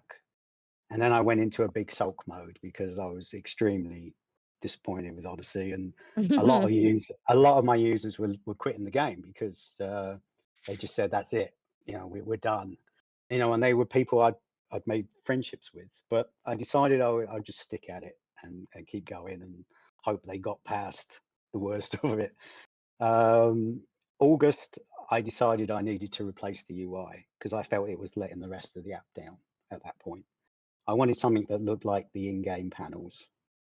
and I didn't want too much of a learning curve because some of these new technologies, they are quite complicated to use. So I picked Kivy because it's a Python library, and I started building a separate program away from Copilot as a separate UI. So so when Copilot runs today, there's two programs that actually run. There's the core engine, which has all the voices and does all the searching, and then there's the UI which connects to it. I like to use the analogy of a browser. So it sort of makes a connection and then it sends requests, and then Copilot sends a response back with all the data that it wants it to display. Or Copilot will just send it a, hey, you need to show this now sort of message. Right, and you can run multiple UIs, right? So if you've got multiple screens, you can Yeah, have yeah. Copilot on several of them showing different Yeah, things. that came a bit later because I had to sort of rejig some of the logic to track which panel has which UI has which panel showing on it. Yeah. And then it got a little bit complicated in, trying to work out, was a panel already being displayed if I wanted to update some data on it. So it took a little while to get the bugs out of that, but we went with it. It took me 7 months to rewrite the UI.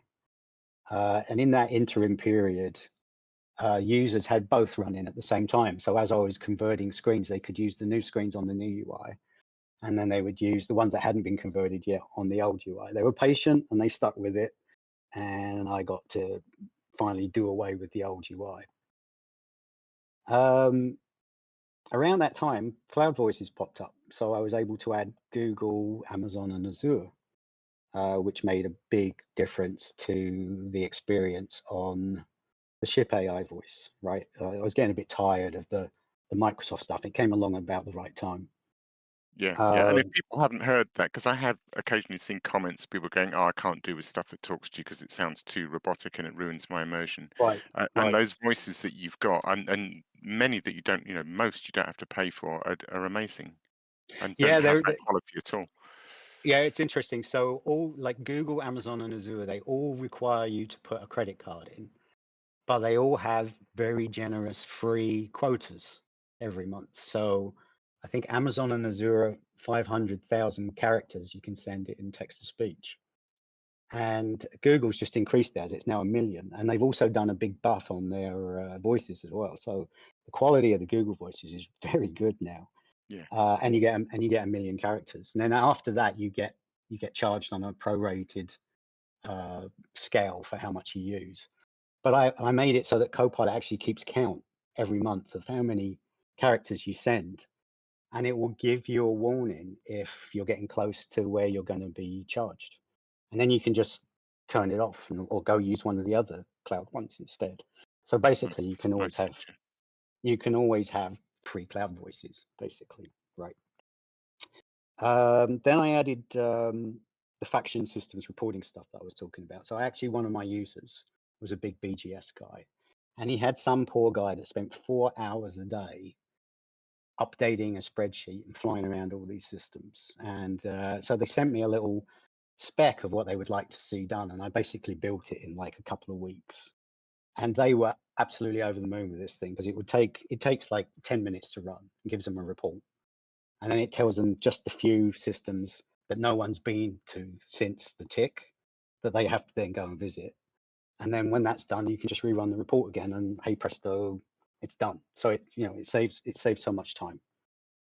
Then I added Google Translate because I was getting a lot of non-English players coming forward and saying, "Oh, can I do Spanish? Can I do French? Can I do Italian?" So I added Google Translate, which basically it translates everything the ship AI says into whichever language you pick. July 2022, I'm getting a lot of requests from users on my Discord to do something about trading. And so I built the trade route panel, which is still very popular today. So it basically, you give it some parameters of how many systems you want and how much you've got in your cargo hold and all that kind of thing, and whether you want to take illegal goods or not.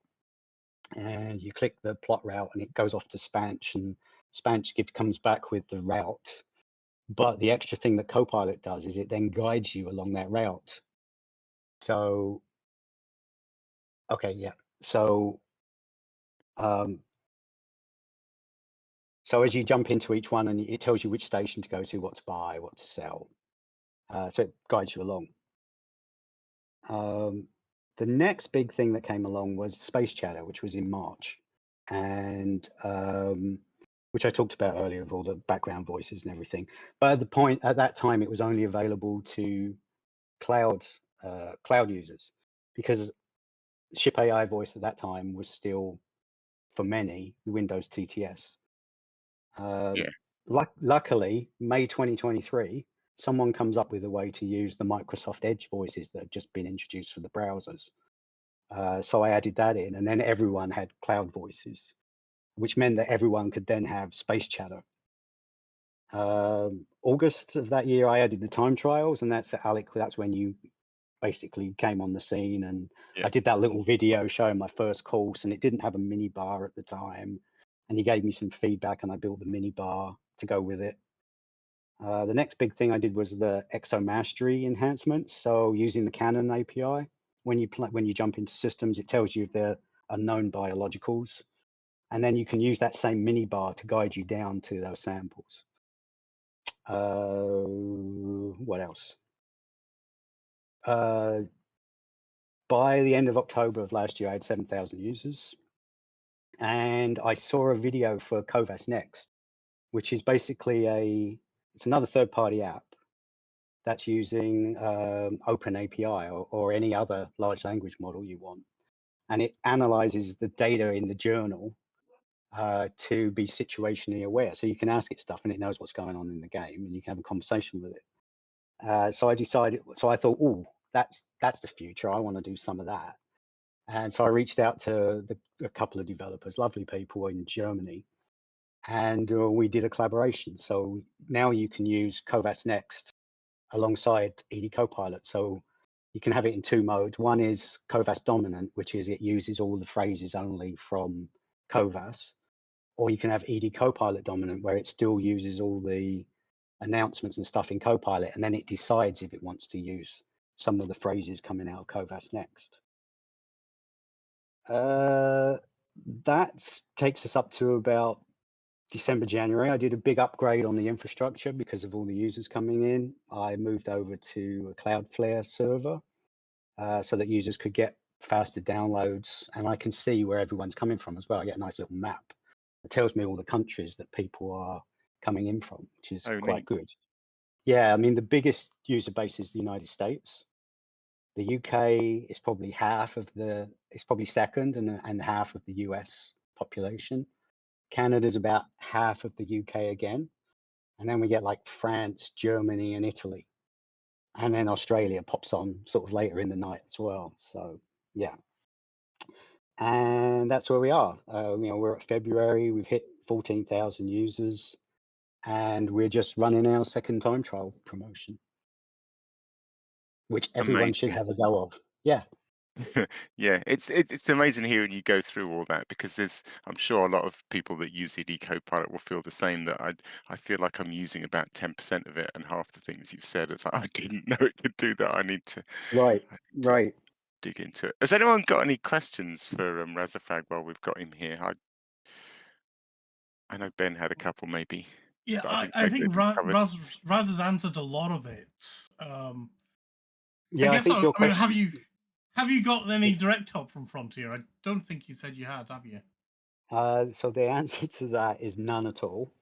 I've had no involvement, recognition, or contact from FDev whatsoever. In the early days, I was thinking, oh, I can get a license and I can develop this software and I can sell it. And I wrote to them a couple of times through their business, through their business channel. Nothing, just crickets.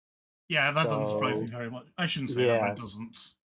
Yeah. So my feelings towards FDev are a little bit mixed. I mean, I love the game.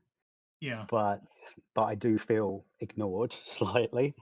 As far as I know, if you're not a licensed partner like HCS or GameBlast, then you don't get any heads up on what's coming in the game. You're just you're just the same as any other user, right? So the release notes are the first sign of what's going on, and you have to sort of figure it out once the update drops as to what's changed. So for a while it was, oh, they've broken the galaxy plot again. I've got to rush around and fix the galaxy plotting because they changed the menus, and so release day is always surprise day. Let's put it that way. Yeah. There's a question from chat, and I suppose it's an obvious question, which is, what's next, or what are you working on? I have a list. Yeah, I bet you do. I have a list. So I'll tell you a few that we're looking at. So I'm still working with the Coves Next people. And what I want to do is have the ability to have Coves figure out what you're asking it and then control Copilot. So we can do away with voice attack, because voice attack is very good, but you have to learn all the exact commands in order to trigger things. Whereas an AI can figure out, oh, he's asking me to show the bookmark screen and add this filter. So I'll just do that. Right. So that's one thing I want it to do. I'm working with Commander Woodbark. He's building a new browser-based replacement for the UI, so it'll run on any device that's got a browser. Which directly answers something I was wanting to ask. Okay, so that's called EDCoPilot, and there is a channel in my Discord if you want to ping him and get on the testing for that. He's that would mean we could then put it onto our tablets, couldn't we? And then you wouldn't be using the space desk, whatever it is. No, correct. And I could just use my tablet as its tablet, and then I wouldn't be taking over any windows and things like that. Right, and he's using React, which is a much more modern UI. It's browser based, and it looks fabulous. He's doing a great job on it so far. I have another user who's building an LED trigger engine. So based off of Copilot, as Copilot triggers those samples, it also can put it into a file, and then you can have some LED things light up. So for example, if you're under attack, it could be your LEDs could be flashing red. We're gonna have to change the light bulbs here. Yeah, you will. Yeah, for sure. God, you could go and change your Alexa bulbs and shit. You could. Yeah, you could flash your whole God, no. Yeah. Yeah, it could get very disco-y for sure. Other big things I'm looking to do: time trials. Alec is now pricking his ears up. I keep saying I want to do the split times for each of the waypoints. So as you hit a waypoint, and then it'll sort of say, oh, you're 10 seconds behind, or you're 15 seconds ahead of your best time. And I'm going to have to do that in the display because I don't want it talking at the same time as it's trying to give you directions. Yeah. But yeah, I want to do that, and I'd like it to do some, the space chatter. If you're racing at a surface base, I think it might be quite nice to actually generate some external loudspeaker noises going on around you about people telling you to get off the pads, and who's that guy racing down there and things like that. So I like that. That's kind of Money boy racers. Yeah. Big projects I want to have it be able to use a local TTS, because a lot of people are getting into using local text to speech now. So you can clone a voice, and your graphics card can basically generate the MP3s for you. So A, it's free, and B, you don't have to worry about like copyright and things like that. Right.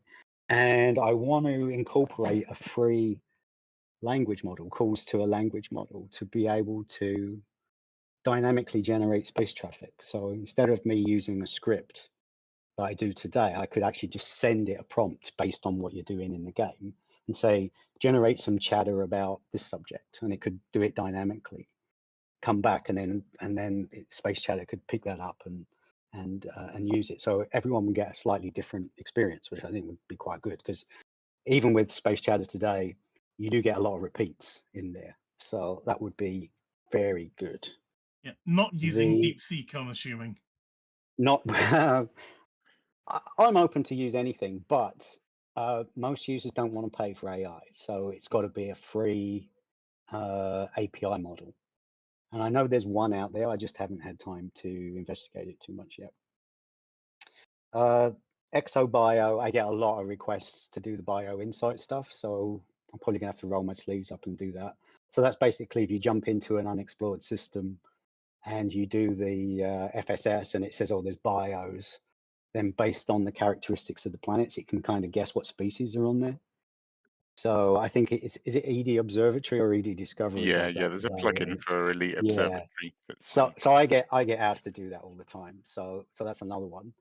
And then the last one I thought I would share with you is an idea I've had for a while. I just haven't got to do it yet, which is I would like to build a hitchhiker's guide to the galaxy type thing where users can put notes on systems and locations and then they get shared with everybody else. So as you jump into a system, it could say, oh, we've got some commander notes here that you might be interested in. And it will say, you know, oh, there's this beautiful location here, or go check out this. Which I thought would be kind of a good community thing. And you could also include things like lore articles for those systems, right? So you could say, oh, this one's got a lore article. If you're interested, I can read it to you, that type of thing. So sort of make like a travel guide for the Elite universe, which would be very cool, I think. Yeah. That's my sort of near.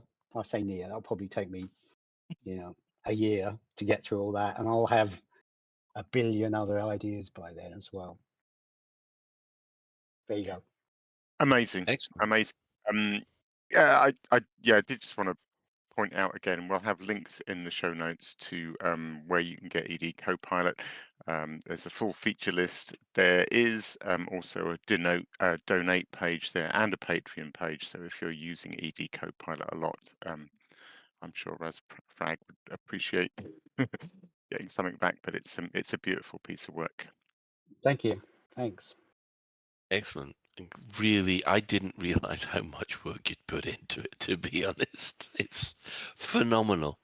It's funny because I get emails from people saying congratulations to you and the team, and I'm like, what team? Where's the team? I don't see a team.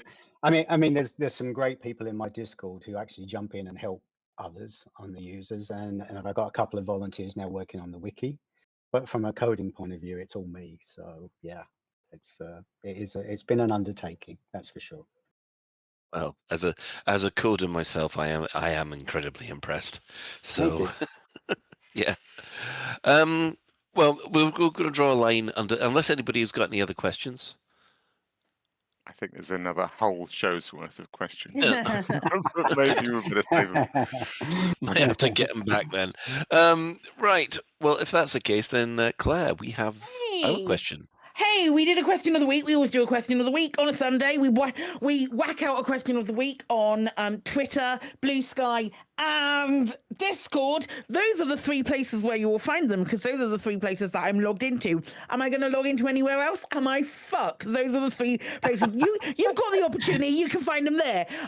So we asked, because we have our lovely guest Razzafrag, who is going to be reading out some of the answers as well. We asked, what is the most useful third-party app feature that you know of? And our first answer comes from the Burr Pit. It's my turn. It's my turn. Most Go on, useful. I'm waiting for this. There we go.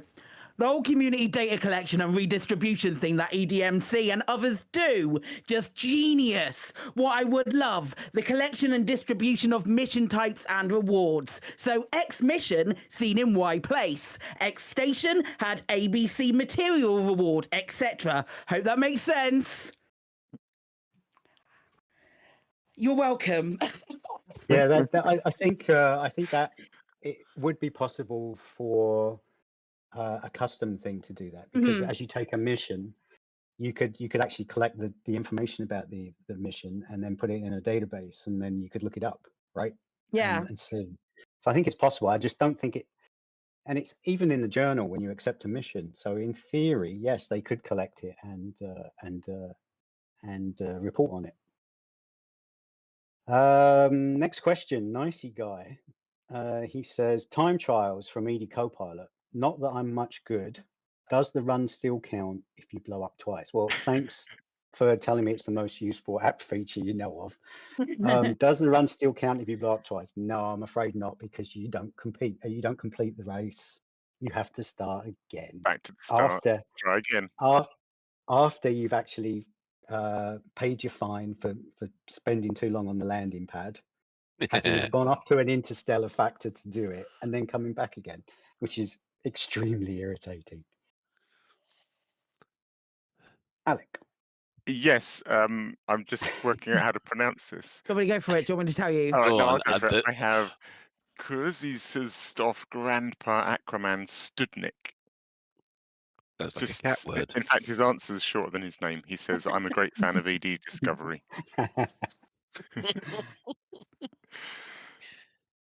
Profane Pagan, who's got a much easier name to pronounce. My personal favourite is Elite Dangerous. My silly third-party idea is a pop-up window for on-foot materials when we download them and collect them, which allows us to read random fluff texts, read diaries, culinary recipes, collect cat media, check letters, all community created. I love fluff. I'd like to write 34th century fluff text. And imagine if this app could be connected to Elite Dangerous and adventure creators could set a set of specific text messages definitely appearing when you obtain any personal computer at a specific settlement. That's sweet. That's sweet. That's a lot of fluff text. That is a lot of fluff. That's an awful lot of fluff text. You'll start off really enthusiastic, and then by the 17,000th one, you'll be there going, I can't do it anymore. It's funny, You'd proc gen it, basically, wouldn't you? I think Raz commented on this, but it's amazing how much stuff you need before you stop spotting repetition all the time. Do you know what I mean? The human brain is kind of amazing. When there was all the issue about tiling and stuff on surface planets, you need such a vast quantity of stuff before you stop noticing repetition, I think. Yeah, we are image recognition engines, basically. Yeah. Well, I have Commander Bullring, which echoes what Profane Pagan said. Elite Dangerous Adventures. They take you to fantastic locations, teach you lore, gameplay skills, and much, much more. Collecting, trading, and creating their cards is seriously addictive. Useful. Their Project Icarus is also useful to show the ship interior skeptics the potential. I don't think anybody's a ship interior skeptic. I think some people we all want them. It's just we all know that. If you're a ship interior skeptic, do you just not believe that ship interiors exist? I think one of the purposes of Project Icarus was to demonstrate gameplay, as well as the fact that it was technically possible to create a ship interior. I think they're trying to show that it can also be fun. I don't know if they're succeeding in that yet. I haven't been following it recently. Yeah. Well, then buy more ships, because the more money it makes, the better chance you've got for this. Yeah. Nah, not a chance. Just give me more atmospheric landings, please. That'll be a lot better.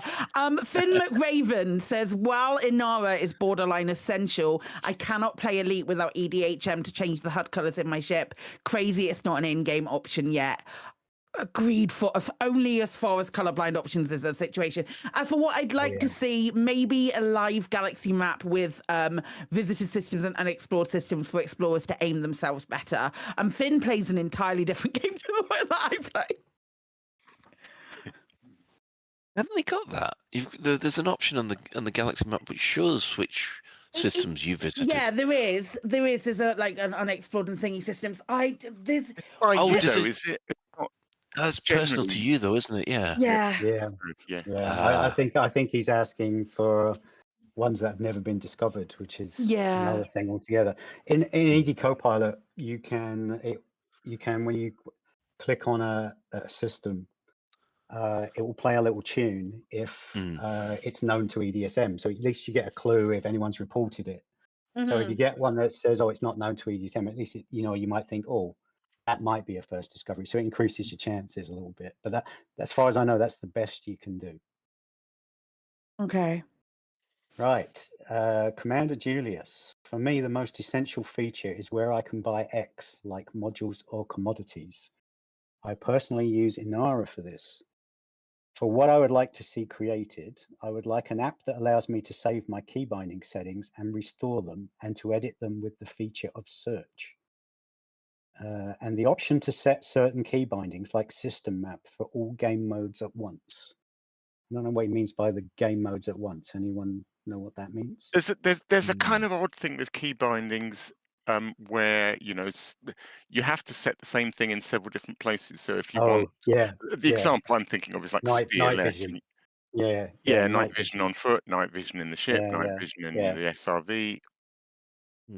So I kind of think that's an FDev thing, though, don't you? That's not really Yeah, I think personally I prefer the option to be able to change it in different places, because I am one of those crazy people who uses like I use a different controller for flying around in my ship. I use a different control screen for walking around, and I use a different control screen for the SRV. So it's more useful to me to have a different keybind for each of them. Again, we're playing very different games, you and me, Julius. Don't worry, Claire. I fly using my hot ass. I drive using my gamepad, and I walk using my keyboard and mouse. The one thing where we're really similar, Ben, is that we do that. Interesting. Yeah, interesting. I hope Chris doesn't mind me speaking for him, but Epaphras. Fuck off, Alex. Does he want to speak? Could chip in. Too many to pick from, and the most useful feature changes all the time depending on what I'm doing. If I had to really push for one, it might be the screenshot format conversion and file naming feature. I use EDCoPilot for that, but I think EDMC has a plugin as well to do it. Brackets, this is me, as does EDCoPilot. Nothing worse than taking a lovely screenshot and then not knowing where it was taken, so you can go back to it and share the location with others. Don't forget, if your favorite third-party tool has a donate button Patreon, and you're able to throw a few quid their way as a thanks to help out with running costs. Here. Good guy, Epaphras, right there. Here. HRS 5060 is saying EDMC with the Canon plugin is fantastic. It tells you loads of information about the system that you're in, helps you track what exobiology things you've scanned and found. It tells you terraformable planets, famous sites and points of interest near you, like generation ships, etc. I also like Elite Dangerous Odyssey Material Helper, since there are so many blueprints and parts that you need to keep track of. That is also true.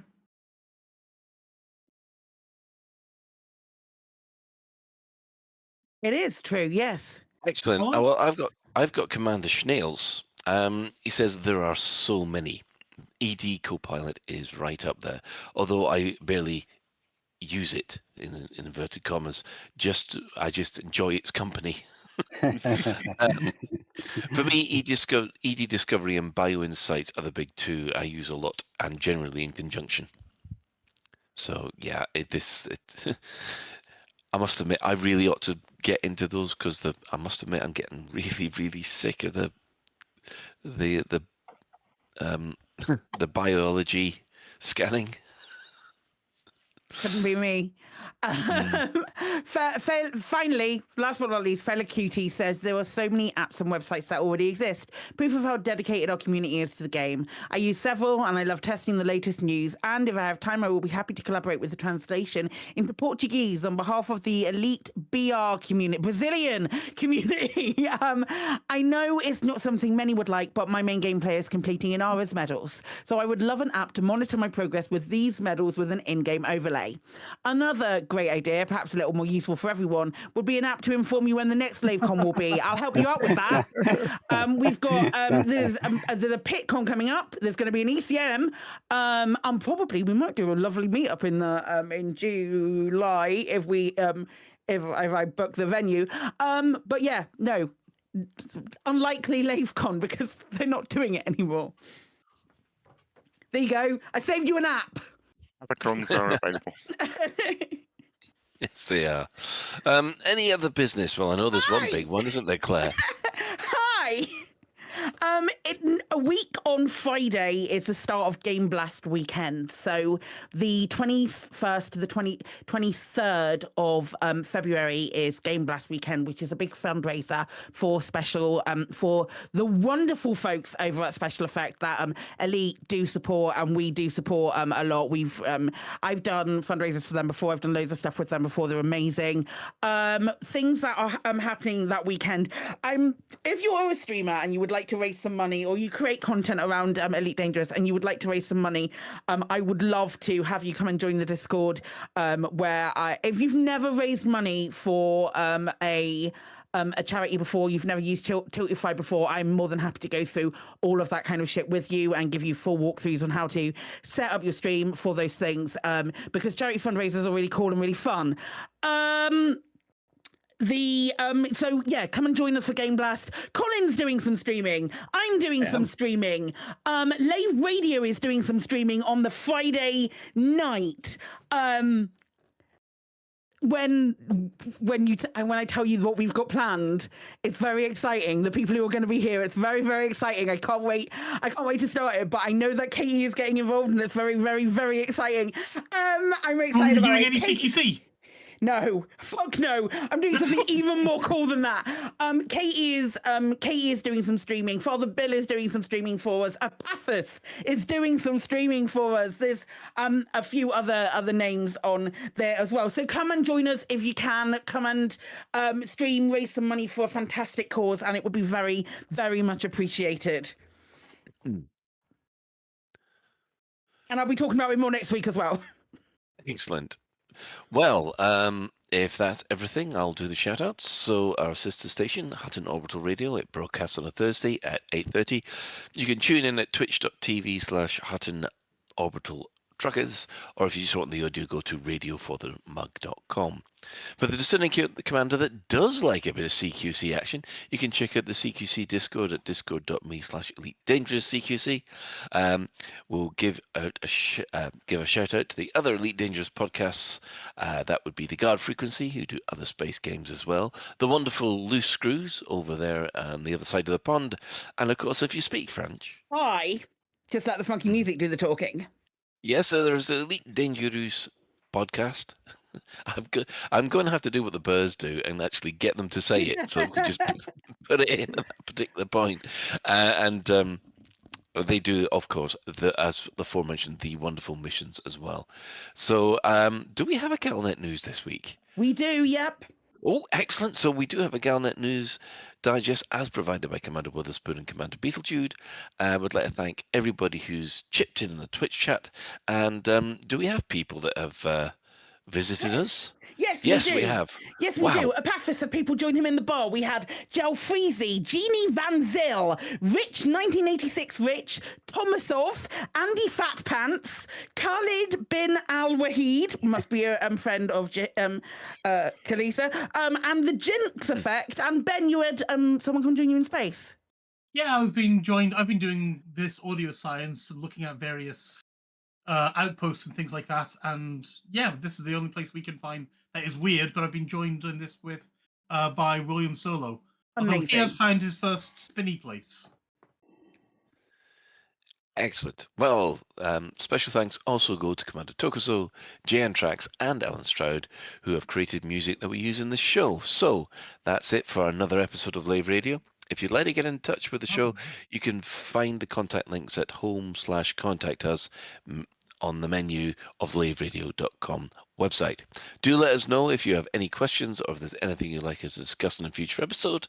Lave Radio is recorded live on a Tuesday evening at 8:30 and streamed out on laveradio.com/live. So, special thanks goes to, of course, to Commander Razzafrag. Thanks for having me on the show. Always welcome. Also, the Commander Alec Turner. Thanks, everyone. Good night. I say very round. Thanks, Colin. Good night, everyone. Whatever. Commander Psychic.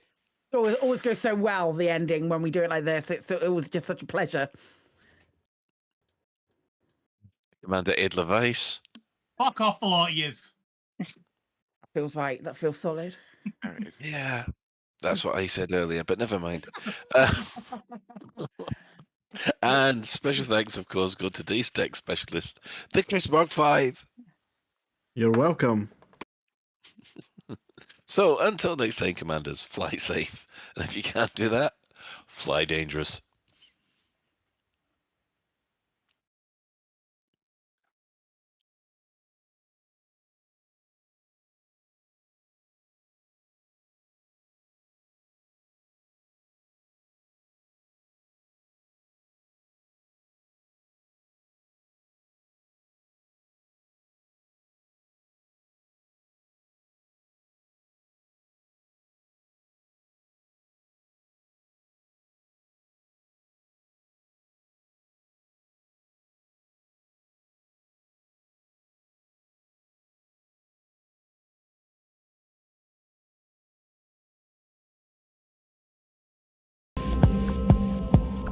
I'm gonna see the galaxy.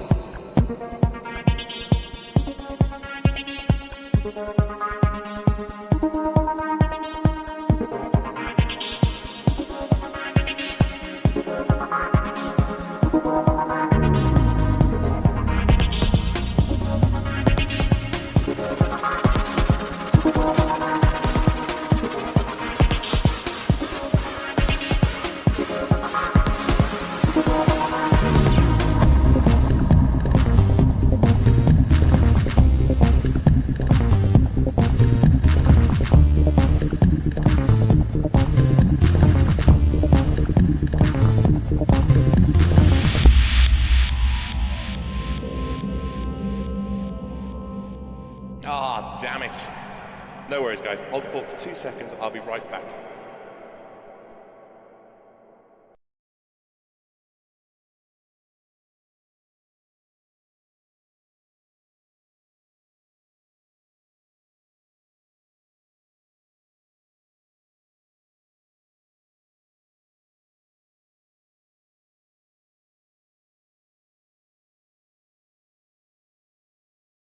Systems to colonise has been put on hold after persistent pirate attacks in the HIP 90578 system forced Brewer Logistics to declare lockdown, denying access to universal cartographics on the megaship Trailblazer Echo.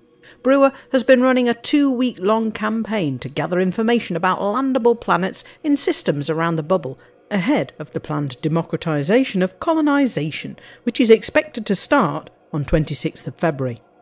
With only 2 more days to hand in exploration data, commanders returning with their Mandalays ready to hand in 2 weeks' worth of exploration data, potentially several billion credits worth, have found that they have been unable to turn in the data at the one location recognised by the organiser, the Trailblazer Echo. The Pilots Federation has helpfully suggested that these explorers risk their billions of credits of uncached data to fight off the pirates and end the lockdown.